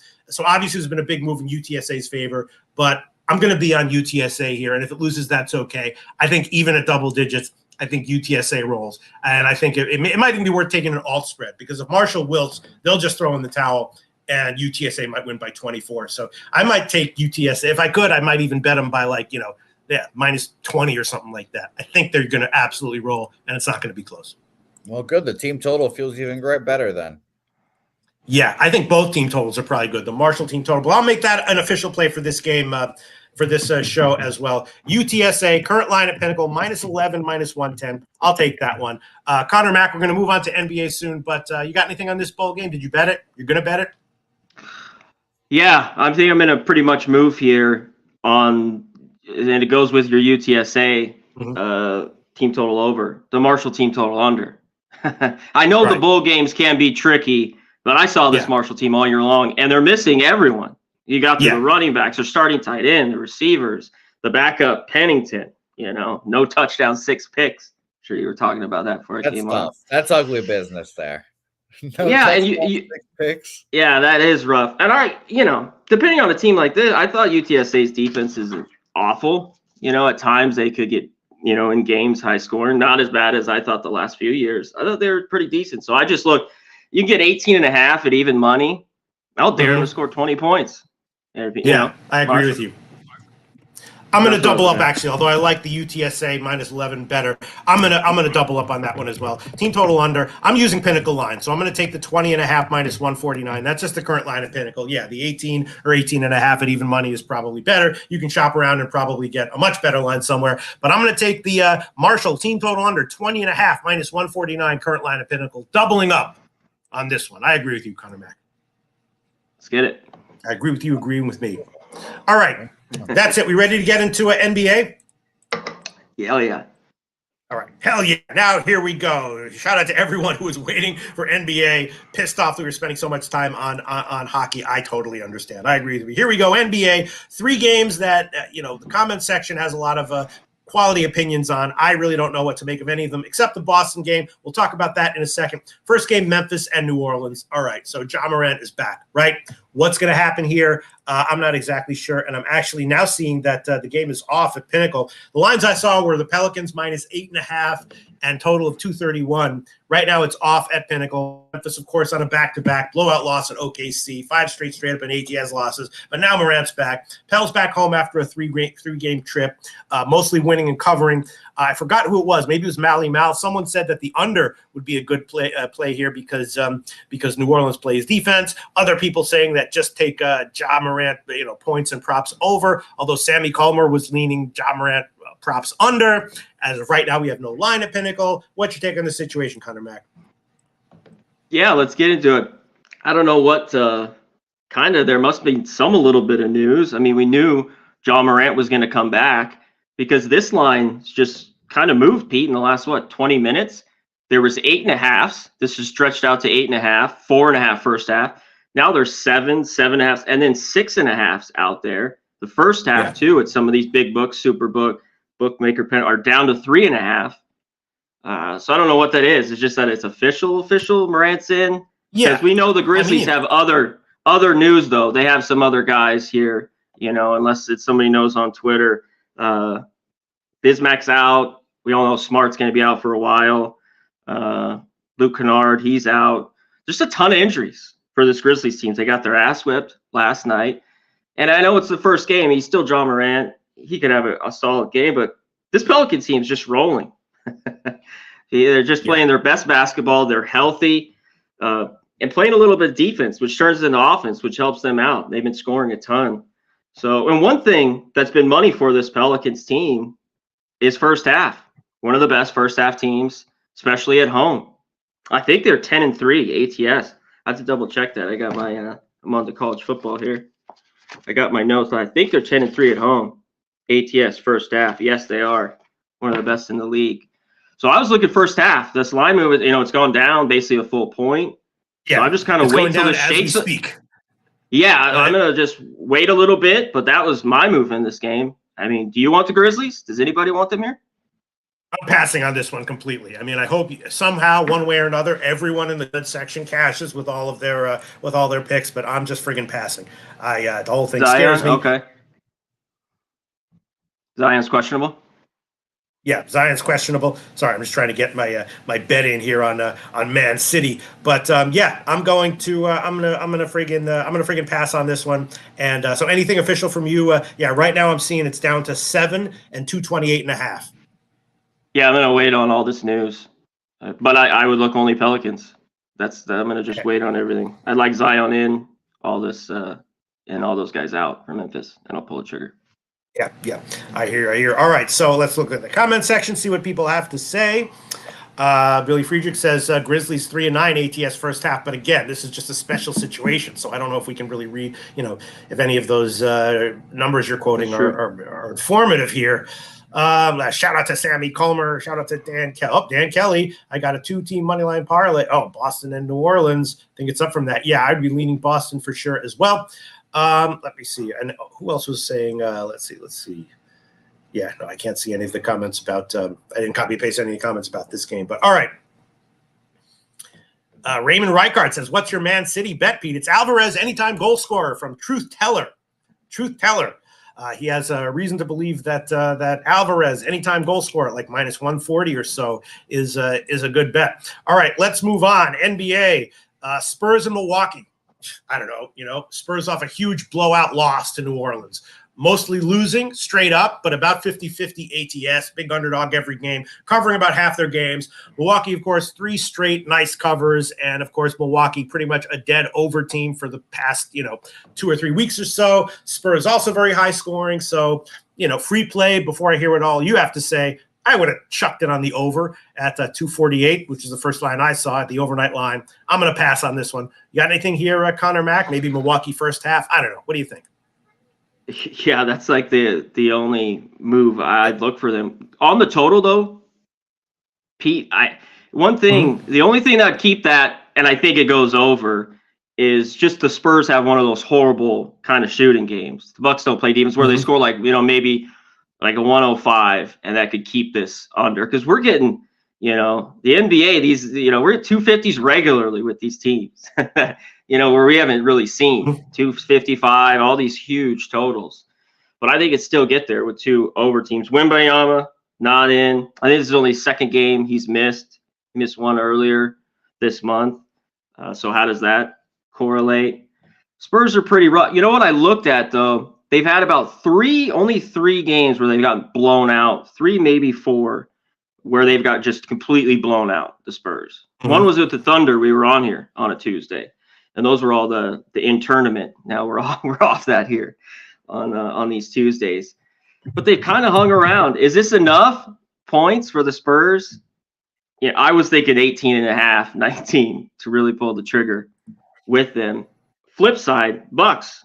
Yeah, just on the road. They haven't been good against the number. They've been winning. They've been better a little bit full game too, and at home covering numbers. But they've just been at their best first half. It's been the most profitable thing. That's what I've just took them for the most part. So I think if you like the Bucks, just take them first half. They jump out to a big lead here. I haven't moved on it, but that's what I was, looking at here. B. Waylowski. Can we move on to college football? B. Waylowski, we just did it. Connor Mack likes the Marshall team total under, which I agree with. And I like UTSA minus 11. Yes, I know even it's after the move, and I know that a lot of these big moves in college football often are wrong. And so far this year, people have gotten burned. I was on ODU last night as well, but I like this one quite a bit. And if it loses, I'll be okay with it. But yeah, B. Waylowski, we like UTSA and the Marshall team total under. All right, let's see. Comments. Nutflesh Allen. Sam, once I wrap everything up, I will send you a message. Ooh, Nutflesh Allen. There's tears. There's tears to who gets the information, the communications of Nutflesh. I hear you, baby. All right, let's move on. Let's move on. Next game on the card, it is this one. Boston, Golden State, right? Boston rolling. They're winning, mostly covering. Golden State, okay, but not that great ATS overall. And, of course, this is, the replay of the 2022 finals. Golden State won. Don't overthink it. Boston first quarter and or first half here. I'm going to be on it, right? Any reason not to? What do you think? They've just been rolling, Pete, like you talked about. The only thing is I question, does this matter here, this Golden State team? Obviously, we, no Draymond for them, a team that can struggle defensively not having him. Does this first game on this trip, on this road trip after being, what were they home? I think 5 straight, and just easy wins. They took care of the Magic too easy in both those and the Cavs back to back with both of those there. That was my only thing here, but they've been just playing such great basketball. I get why you'd want them. And that's where I'd want maybe the Celtics. It's just early because I think as this game goes on, I don't know. One place where they just haven't been great. They've been unbelievable at home. We all know that. 14-0. Right. But they're 6-5 on the road. This team, it's not easy, of course, the NBA to win on the road and cover. And I don't want to lay 6 with them here. First game out of the chute here at Golden State. You know what? Game, I look the other way. I'm looking at the Golden State a little bit. I haven't made a bet yet, though. I'm going to go with my initial thought, and you know what? People are thinking that Curry's going to go off. I'm not going to take first quarter. Maybe that'll bite me in the ass not doing that. I'm just going to take Celtics first half, -3, -111. I'm tempted to do the safe thing and take money line at whatever, -175 or whatever. But no, I'll take Boston first half -3, -111. If that loses, that's okay. Full game, yeah. People are saying the coin says Golden State 14-1 ATS is a home dog, glass 15. Yeah. Maybe this is just a special case. Although I guess every time Golden State's a home dog, it's a special. No, it's not, though. I think this is a special case. Boston first half, -3, -111, official play.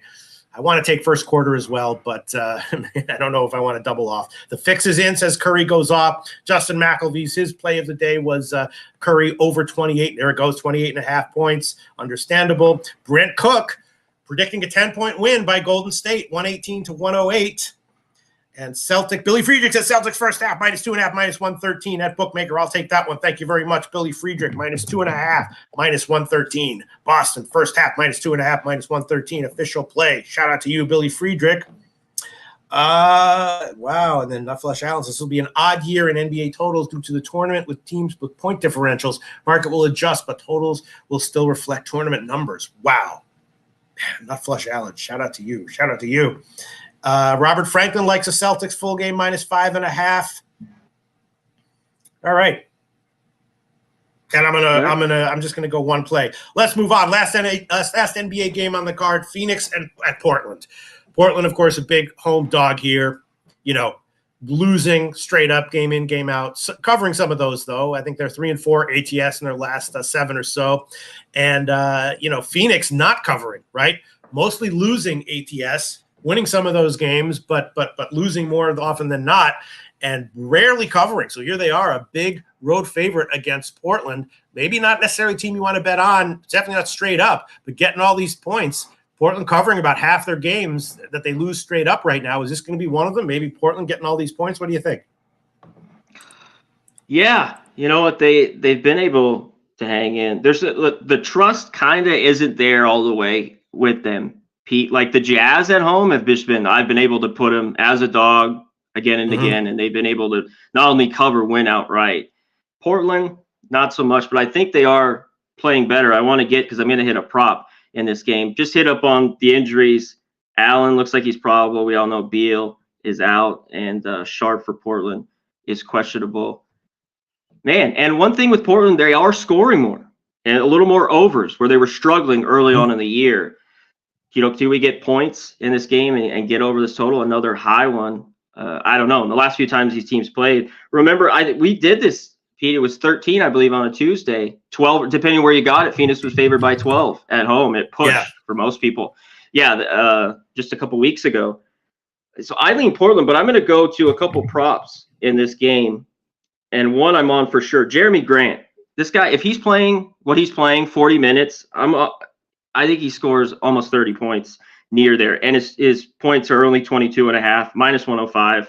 I got to be on it. I think he gets that here. As long as he gets those minutes, he's already been, he was out for a little bit. He's been back. He had 30 and 27, 41 minutes, 38 minutes.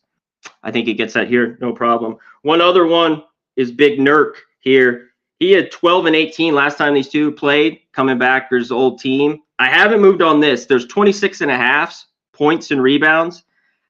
And I really want a 25.5 at a decent number to move on it. But I'm going to shop around for that because I was going through that last night. I think he can have a solid game. And off a bad game, too, where he just had 6 points. And off that, he had a string of great games, 4 or 5. So I think he can have a solid game here for the Suns. So give me Jeremy Grant there, over 22.5 points. I think he gets that. And yeah, you gave me the free bet. I'd be on Portland. I just don't, just enough trust in him right now. Yeah, I would free bet on Portland as well, but I'm not going to pull the trigger on it, although I probably should. I don't know. It's up to 7.5 now at Pinnacle. I'm just going to go with my one bet. All right, let's wrap up NBA, Connor Mack, and then let's go on to the college basketball slate. A big card. Maybe we can get some nice plays that we can share. There's a few things I'm really liking. NBA, just one play for me. Boston Celtics first half -2.5, -113 current line at Bookmaker, according to Billy Friedrich. Thanks for finding that for us. Connor Mack, please review all your official NBA plays that you've mentioned in the show. Yeah, Grant over 22.5 points there, -105. I'm going to wait on the couple others, deal with all this movement we're doing this early. We talked about the NBA. To me, is a waiting game a little bit this early, especially for me on the West Coast. So I'm going to wait with the Pelicans, even though I think that obviously is a play. I'm moving on Golden State here. Give me the 6. I'm on them. I want these points in my back pocket, and that's going against a Boston team that's playing really, really well. But I think the game could be close in the end, so I want the 6. Yeah. That's it. I would love to add Portland now because look at this. Sammy Culmer, Blazers money line. Blazers money line.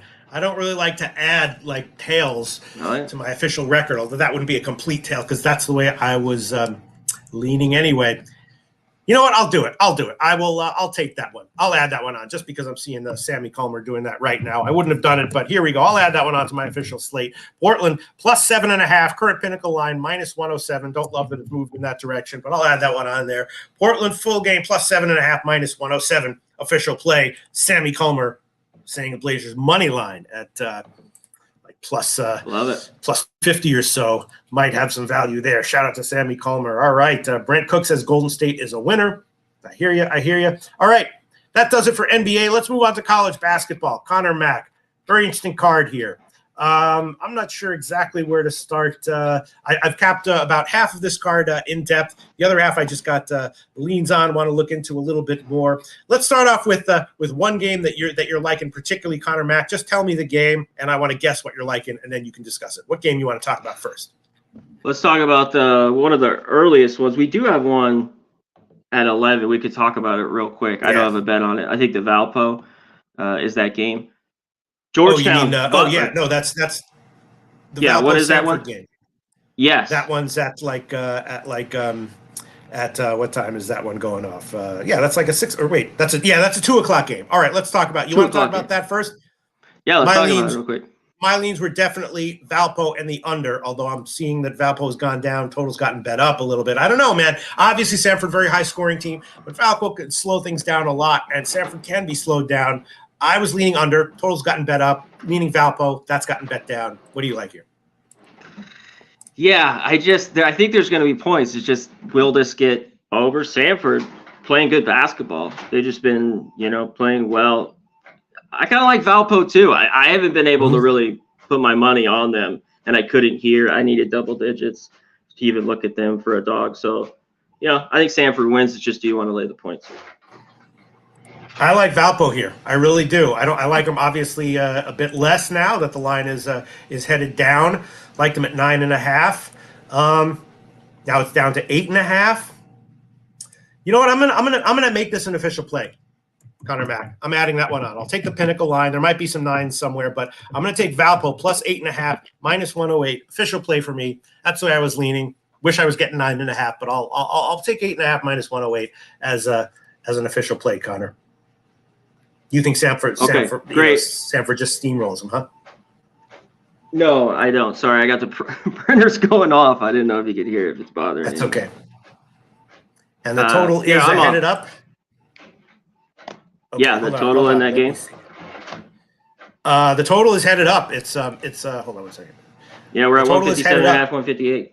Yep. Yeah, it's 157.5, 158. BT like Samford minus 8.5. Okay, I'm going to take it. I don't love it, but that's where I was leaning. Some other people I respect are on it. I'm going to take Valpo plus 8.5 as an official play. Chosen one likes Boston first quarter minus 1.5, minus 122, and the first half as well. Yes, I like both of those too. Let's see other comments coming in here. All right. Okay, the rest of the card. Let me see. I'm not sure. Let me find a game that I want to talk about here. I don't know. I'm kind of leaning. Okay, here's one.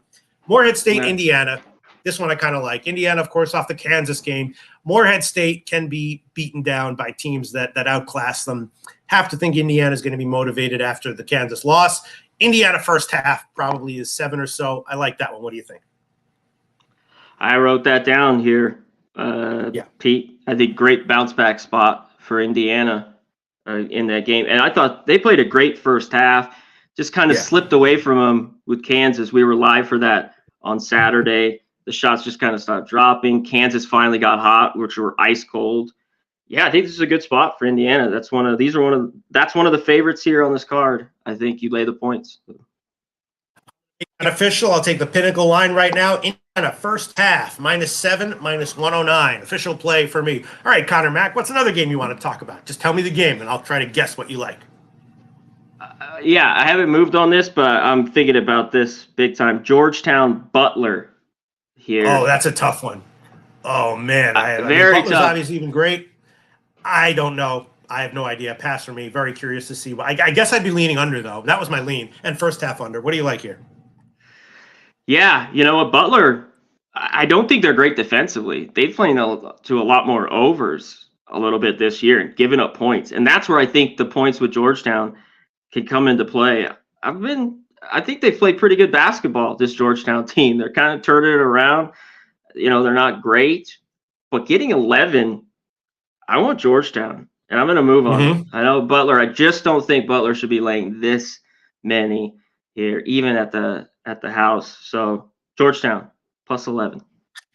That does make sense. The game makes me nervous. It's first Big East game, but all right. You're going to take Georgetown plus the points. Here's a game that had me scratching my head. I pulled the trigger on it. Maybe it was a mistake. I don't know, but the total didn't make any sense to me. It's a small game. I don't know if you looked at it. If you didn't, that's fine.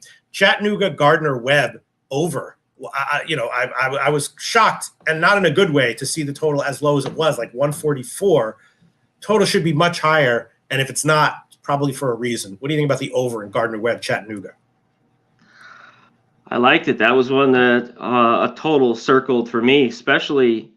I thought Chattanooga has been very good offensively, this year. One thing, I think Gardner Webb's been a little bit better on the defensive side of the ball at times so far this year. But that was my look on this game. I think we get plenty of points. And now I'm seeing it's up to 146.5, which is good, which means it's good for my initial bet. Not great for adding it on, but I think I'm going to add it on to the card anyway. I'm just scanning around, seeing what other lines there might be here. Yeah, wow, look at that, 146. Seeing Heritage has 146. All right, I'll add that to my official card. I'll take the Heritage line here. I'm not going to take 146.5. I'll take the Heritage line. Gardner Webb, Chattanooga over 146 minus 115.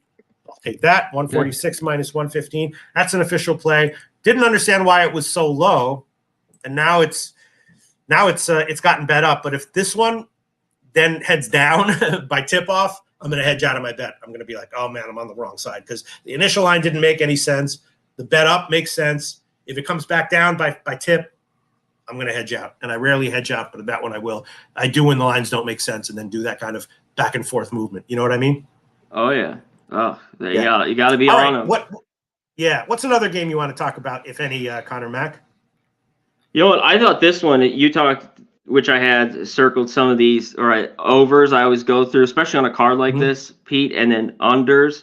But this was another over, which I thought was too light. And not only I like the home team, which has been playing great basketball, fell apart kind of late against Georgia. High Point, it's been cashing for everybody.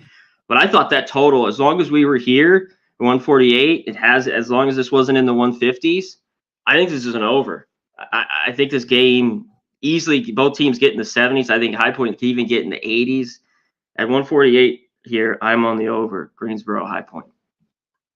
I agree with you. I didn't quite understand. Hold on, let me just search here. Yeah, I didn't understand that. I mean, I understood it. It didn't shock me as much as the other one, but it still seemed a little bit low at 148.5 or whatever. Now it's up to looks like it's up to 149. Wait, yeah, right. Okay, it's a different game. It's up to like 149. Absolutely. And okay, I agree with you. I might be on that one. Just want to make Pete, look real into quick. It a little. Yeah, go ahead. Greensboro regularly has been getting in the 80s, kind of off a bad shooting night, and then so's High Point, one of their lower scoring games against Georgia. So I think it's kind of a both for these teams to shoot the ball well after a couple low scoring games for them to get back to normal. Yeah. No, I agree with you. Here's another game that there's a couple of overs that I didn't quite understand the line on, or maybe I understood them, but I was thinking that maybe the JMU Coppin State game, maybe JMU first half. That's a play that I was really liking. That one I bet. I'm going to be on it. What do you think about JMU first half? These 30-point spreads in college basketball, a little bit iffy. But JMU should be motivated here to put the game away early, and it's going to be a high line here for the first half. But Coppin State can get blown out against quality teams by those line numbers, because JMU's last game was against Hampton, big favorite against them. First half was a little bit sluggish, and so I think that they'll come back here at home and have a strong first half. I like JMU first half, even minus all those points. What do you think? I think so. So how does JMU not score at least 90 here? Right, Pete? Don't you think? This Coppin team can't stop anybody. It's getting a little weird. James Madison's that good, where even against a team as bad as Coppin, where they're laying almost 30. But I think it's almost warranted. To me, it's kind of lay it there. And this total's reflected. It's gone from 145 to 149, 150. It's moved up almost 5 points, so there should be plenty. All right, the Pinnacle line is 16 minus 110, but I'm going to take the Heritage line here. Shop around a little bit just to give myself better lines here and there. JMU first half minus 15.5, minus 111. Current line at Heritage. James Madison First half, minus 15.5, minus 111. Current line at Heritage. All right, what's another game you want to talk about, Connor Mack? Tell me the game, not the pick, and then I'll guess. We'll hit on. This is one I just wanted to sit with it today. Big game. We're already getting questions in the chat. We'll hit up your guys' questions too on some of these games that you want to go over. But Virginia, Memphis, huge game here. Some people, if somebody, I just saw put a 4. If you got a 4, that was great because I don't see many 4s. I'd like a 4 in this basketball game. Memphis, huge win off Clemson. Depending where you got it, we were all talking about it. Cab had it like minus 1.5. They win by 2, but it finished 3.5, Pete. So a lot of people didn't cover there for Memphis. That's one problem with this. And I like this Memphis team. They're catching points. They're great against Houston as a dog. They've been great. I had them against Texas A&M. They cover as 8-point dogs. Even laying points at this short number, I don't want Memphis at all. I think Virginia just slows this down to their style of game, even on the road, and is in it. So if I could get a 4, that's where I'd be on. I don't want any part of this game. I did look into it. Obviously, Memphis has legit quality talent on their team, more talented team than Virginia. The total, it's. I mean, we know how these Virginia games go. A lot of times it's got underwritten all over it, and then there's the first half was like 43-40. You're like, where the hell did that come from? I don't want the total. I don't want either side. I hope you all cash. Total pass for me. You're right. I don't want the total either. As much as Virginia, under team, which I love taking this, but I don't want to hear Memphis up and down. One thing I think Virginia is in this, they slow down, play their style is, you talked about Memphis super talented, but they turn the ball over. They just still are a little bit sloppy with the ball. And I think in the end that could hurt them. But one of the best games on the board, I think, today. Virginia. Yeah. All right, let's look at some other comments here. I haven't glanced at the comment section. Coin likes the Memphis game over 132.5. I hope you cash. I'm way off it. I'm off it. Jake Burns likes Sanford minus 8. All right, I'm on Valpo plus 8.5. If it loses, that's okay. Raymond Reichert, I grabbed a 4 offshore. Yeah, while we're yapping about hockey, Raymond Reichert's beating line moves. Shout out to Raymond Reichert.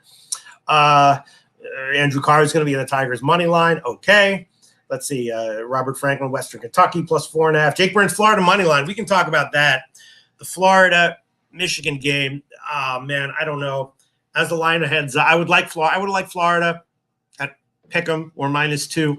As it heads up, I like it less and less. I was thinking that the over, both these teams like to score. Are they going to D up in this one? I don't think so. I was leaning over in this one. Not sure where, but it was a high total. Not sure where the total is moved, but Florida, the line has definitely moved in Florida's favor. Now up to 3. It was opened around 2. Now it's up to 3. Juice towards Florida. Total's 156.5. I'd be leaning over that anyway, but that's a high total. Leaning over though. Yeah, we're down. We got some 157s. It's just slightly moved. This is at the Spectrum Center. And yeah, now we even have 3.5s. I think Florida's a better team. Do I really want to lay 3.5 in this game? No, I think Michigan still has some problems. They have problems defensively. It's rough to watch them. Maybe they get going as the season goes on, but that's just a team I don't want to back right now, even as a dog, is Michigan. I was thinking maybe Florida team total over 79.5. I mean, right? I mean, yeah. No? Yeah. I don't mind it. I mean, you don't? I think they probably get to 80.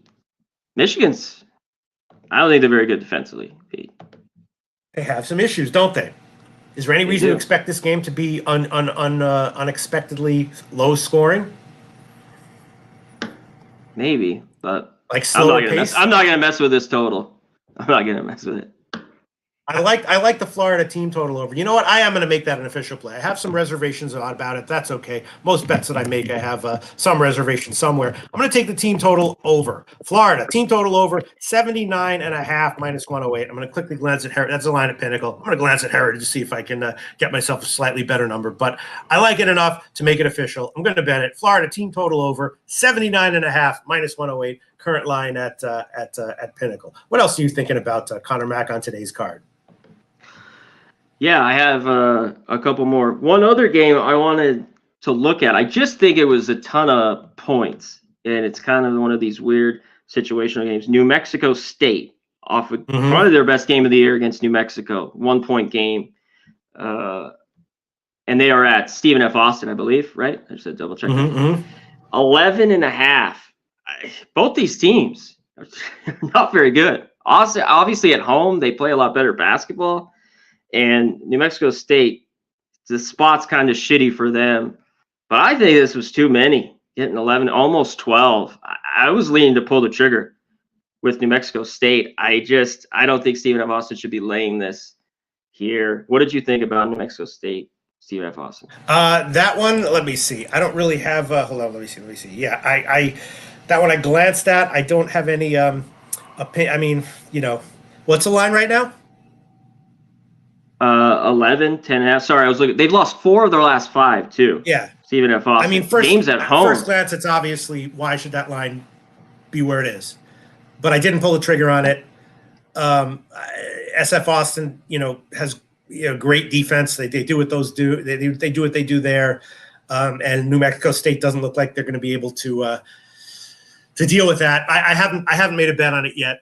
First thought is, the line seems too high, but not gonna pull the trigger on it as of right now. I didn't auto pull the trigger on it, is what I'm saying. Can you hear me? Yeah, can you hear me? Yeah, sorry. Yeah. I'm leaning that way. I might move on that game. Okay, can you hear me? Yeah, I can hear you. Can everyone hear me? My computer seems to have frozen up just a little bit. Yeah. Okay. Let's see. What else? What else on the card is? Damn it, Jesus! Computer's all over the friggin' place here. Let's see. What else? Is there anything else you're liking, Connor, Matt? That was it. There was late games. Someone mentioned some of these late ones that I was going through. It's moved up. It's gone the other way, which was Western Kentucky, Cal Baptist. Baptist, I get it, but now we're touching 5.5. Like if this moves to 6, I might look the other way. And I disagree a little bit with this move. The overs. I know Western Kentucky plays over. It's moved up 3 points. I don't know. Maybe if it keeps going up, I'd look at the under. I wrote that down here. And one other one they've already played, Pete, and they played to an under was Montana, UC Davis in that game. And that's moved up. That's 145, 146. I think the game earlier was 72-65. Both these teams don't play particularly fast. I was looking at the under in that one. Do you have anything in these late games? Yeah, there's a lot of weird situations in that one. I mean, Montana is obviously I don't really love playing them on the road, and UC Davis, though, I think that maybe they are their recent performances have maybe inflated their valuation right now. So that's a pass. I mean, my lean would be UC Davis, but that's a tricky one. I might have a play on it later. I did kind of like the UCLA Northridge game under. UCLA is I like that. They've been not covering, but UCLA is struggling. They're a very slow team, and so I was thinking about a shot with the under in the UCLA game. The Florida State North Florida game is an interesting one. What do you think about this one? Obviously Florida State is a big favorite. North Florida is, I was leaning over, and I guess leaning North Florida, although, it's a rivalry game. We have a team of North Florida's caliber. Getting this range of points is often a good bet, but more so, the problem is that North Florida is one of these teams that's very 3-point heavy. So there's a lot of volatility with them. So, against a team like Florida State, they're usually, down by 20 or down by 1 or sometimes up by 1 at the half. So maybe I'd even take a shot with the North Florida first half money line or something like that. But probably one way or another, some of the threes fall for North Florida. Florida State runs up and down and gets their points, and I was leaning over in this one. I think it's over. The game was particularly slow. I had SMU, which was big. I had money line. They beat Florida State on Saturday. I didn't think that game. I thought there would be a little more points in that game. There wasn't. I think we get back to more points with Florida State. This goes over. I don't know what it is now. I know it was right around 150 last night. And I put either the points with North Florida or nothing. There's no way Florida State, I would want to lay it at all. I agree. Right. Definitely leaning North Florida. And as far as the total, maybe I'll add that one on my official card as well. Let's see. Where is that game? Where the hell is that game? Florida. North Florida. Can't freaking find it.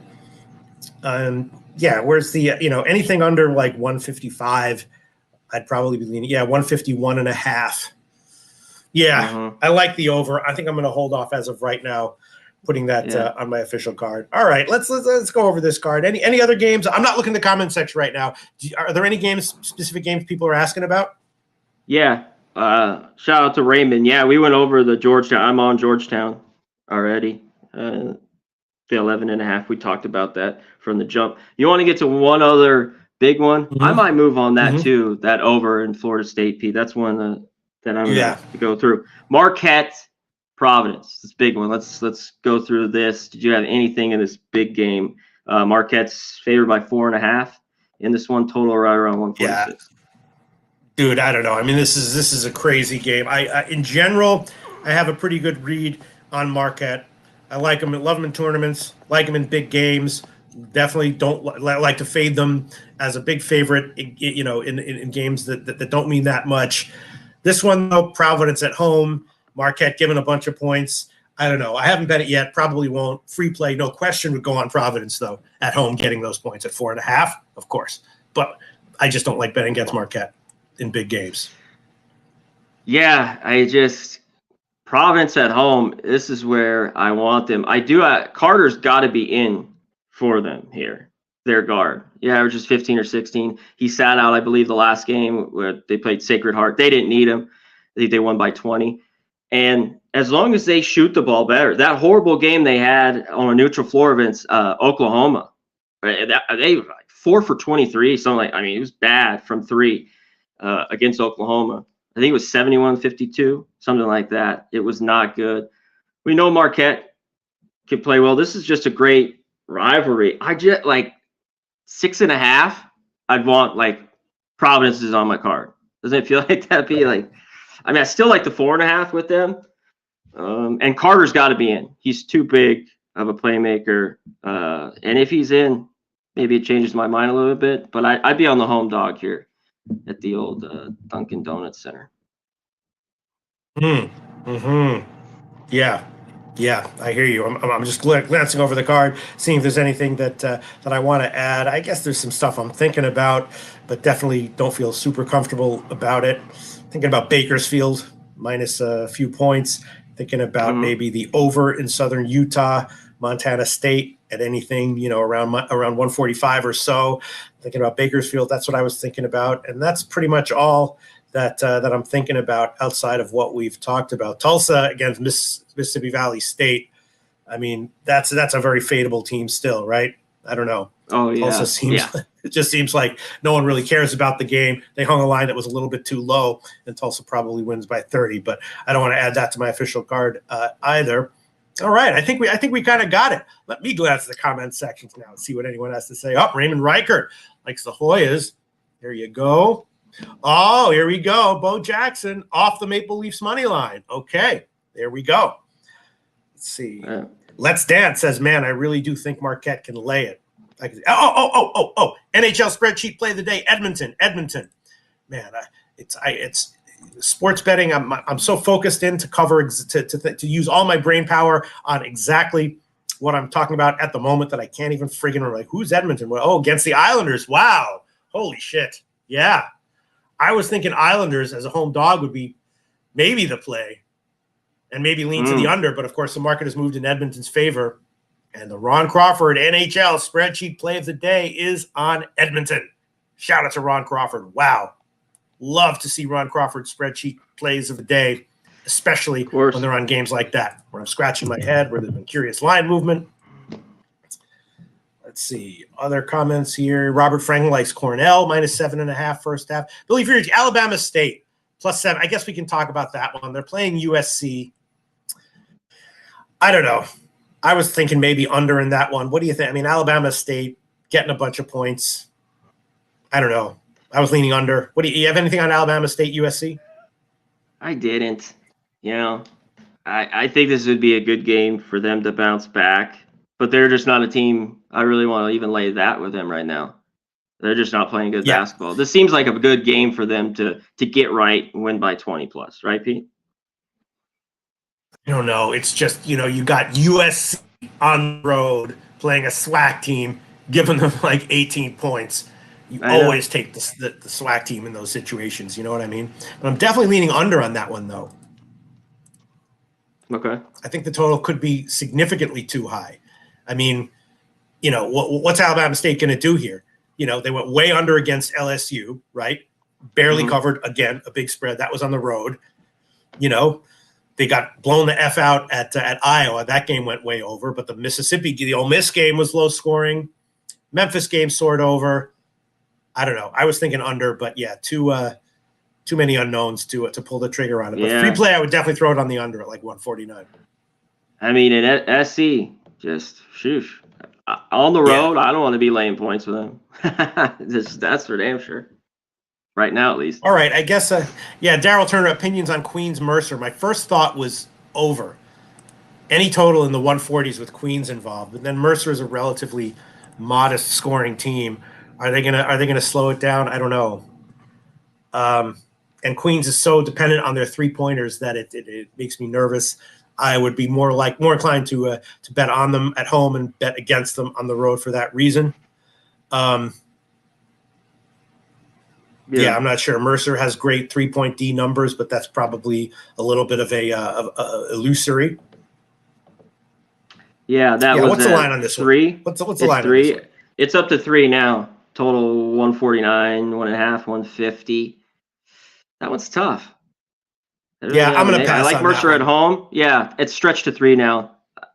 I'm off. Yeah, I'm going to pass on that one. Free play, though, I throw it on Mercer, not on the total. At first glance, I was like, maybe the total's a little bit low. Free play, though, I would definitely throw it on Mercer there. All right. Let's see. Billy Freed saying Northridge a cover machine. I think we got everything. All right. Let's see. Yeah, Daryl Turner, you say Northridge under? Yes. I don't want to give that as one of my official plays, but I like that one a little bit, and I'm on it. All right. So my official plays. Real quick, Pete, maybe wait on that a little. I doubt it goes up more, but that's moved up to almost 2 points. So we got some 138.5s out there. I mean, maybe we get 139, 140, then you play it. Sometimes this is the whole thing about college basketball. It's jumping the lines early and then waiting for me on lines that are going the other way because, like, you like an under in that basketball game, and it'll just keep going up, and then boom, you hit it. So if you like the under, I think you wait. Your best. Yeah, King Mal says, give us your best overall bet, Pete/CMAC. Okay, we can do that. Your best bet on the card, CMAC. I'll tell you what I'm thinking about. I'm thinking UTSA -11 might be the best play on the card because I don't know about this Marshall quarterback. Their offense can get stalled out, and UTSA is motivated. So I'm thinking about.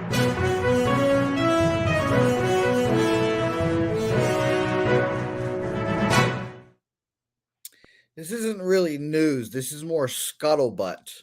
There's some murmurs on UTSA Twitter that Frank Harris is not healthy and might not be. Really? Yeah. There's some murmurs. Yeah. What is he just sick? I don't know. I've been trying the whole show. I've been looking at it. I've been like just looking and seeing, asking people what's wrong with Frank Harris. Is something wrong with him? But I'll just let you know. Who knows? It's probably nothing, but there's some scuttlebutt saying that Frank Harris is hurt or there is an injury. That he might not play? Well, I'm not sure about that. I expect him to play, like I said. And, maybe that's why the line moved back a little bit. But, there's talk. There was that buyback of a point and a half. He was hurt earlier in the year, but he's better now, isn't he, or not? You would know. That's what we thought. That's what I thought as well. But again, that's what the streets are talking, Pete. The streets are saying that he might be hurt, et cetera, et cetera. So I don't know. I've been researching and asking people, but there have been some talk. So that's all. That's all I can really say. Right. Words of the prophets are written on the subway walls, and in 2023, the words of the prophets are written by the scuttlebutts on Twitter. And if the scuttlebutts on Twitter are saying there's some issues with Frank Harris, maybe there really are. Yeah, so just be careful. Coin said the line. Scuttlebutts talking. Yeah. Everybody's talking. It's a great establishment, by the way, in New Orleans as well, in Louisiana. I think it was actually in Slidell, but shout out to Scuttlebutt. Great place too. Wow. Shout out to you, Jose news. Bouquet, for popping in, seeing that, and letting us know about it. All right, best play of the day. It's not going to be that. It might be just super obvious. I don't want to give a team total in college basketball. JMU first half minus 15.5 or 16. That might be the play. I like Indiana first half too, but JMU, that might really be the play. And I'm just glancing. I mean, Ottawa seems like the play, but I guess I'll hold off on that one. Nashville looks good. All right, I'll say that. I'll say James Madison first half minus 15.5 or 16. I guess that would be my top play. I'll give you mine. Oh. You know what? I added. Okay. Yeah, I added. Here's mine. I took Indiana. I'm with you, Pete. Let's roll with it. First half minus 7. But I'll get my best bet, Georgetown. Plus 11.5. Wow. But 11's fine. I'm taking the points in that game. And I'm on the over. I talked about that earlier. Greensboro, High Point, 148. I think we get back to points with both those teams, and I lean High Point. I think they get it done at home.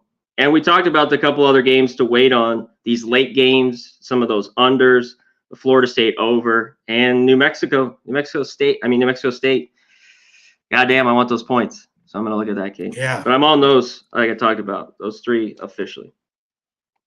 It'd be either that one or like Ottawa first period. They seem very, very motivated to win this one. But I guess I'll just go with the JMU first half as my official best play of the card. Smoke and Mirrors just got here. Anyone on the Valpo game? Yeah, I took Valpo plus 8.5. A lot of people we respect, like in Samford, for good reason, of course. But I took a shot with 8.5. Wish I would get 9.5, but I'll take 8.5.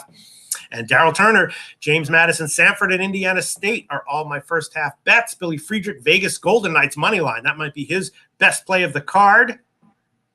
And there you go. All right. So once again, anyone keeping track, my official college plays for the show: Valpo plus 8.5, Indiana first half minus 7, Gardner Webb Chattanooga over 146, JMU first half minus 15.5, and Florida team total over 79.5 minus 108. What are your official plays for college basketball as of right now, Connor Mack? Yeah, Indiana first half minus 7, Georgetown plus 11.5, and over 148. Greensboro, High Point. Awesome. Connor Mack, another friggin' great show with you. That's it. We don't have to rehash, go over all the official plays that we've given in all sports. We did it in every segment. Very nice show. Connor Mack, we're going to see you again next Tuesday, right? Beautiful. Let's all right. Let's cash today and cash next week. Absolutely. Appreciate it, Pete. Judge me. Judge.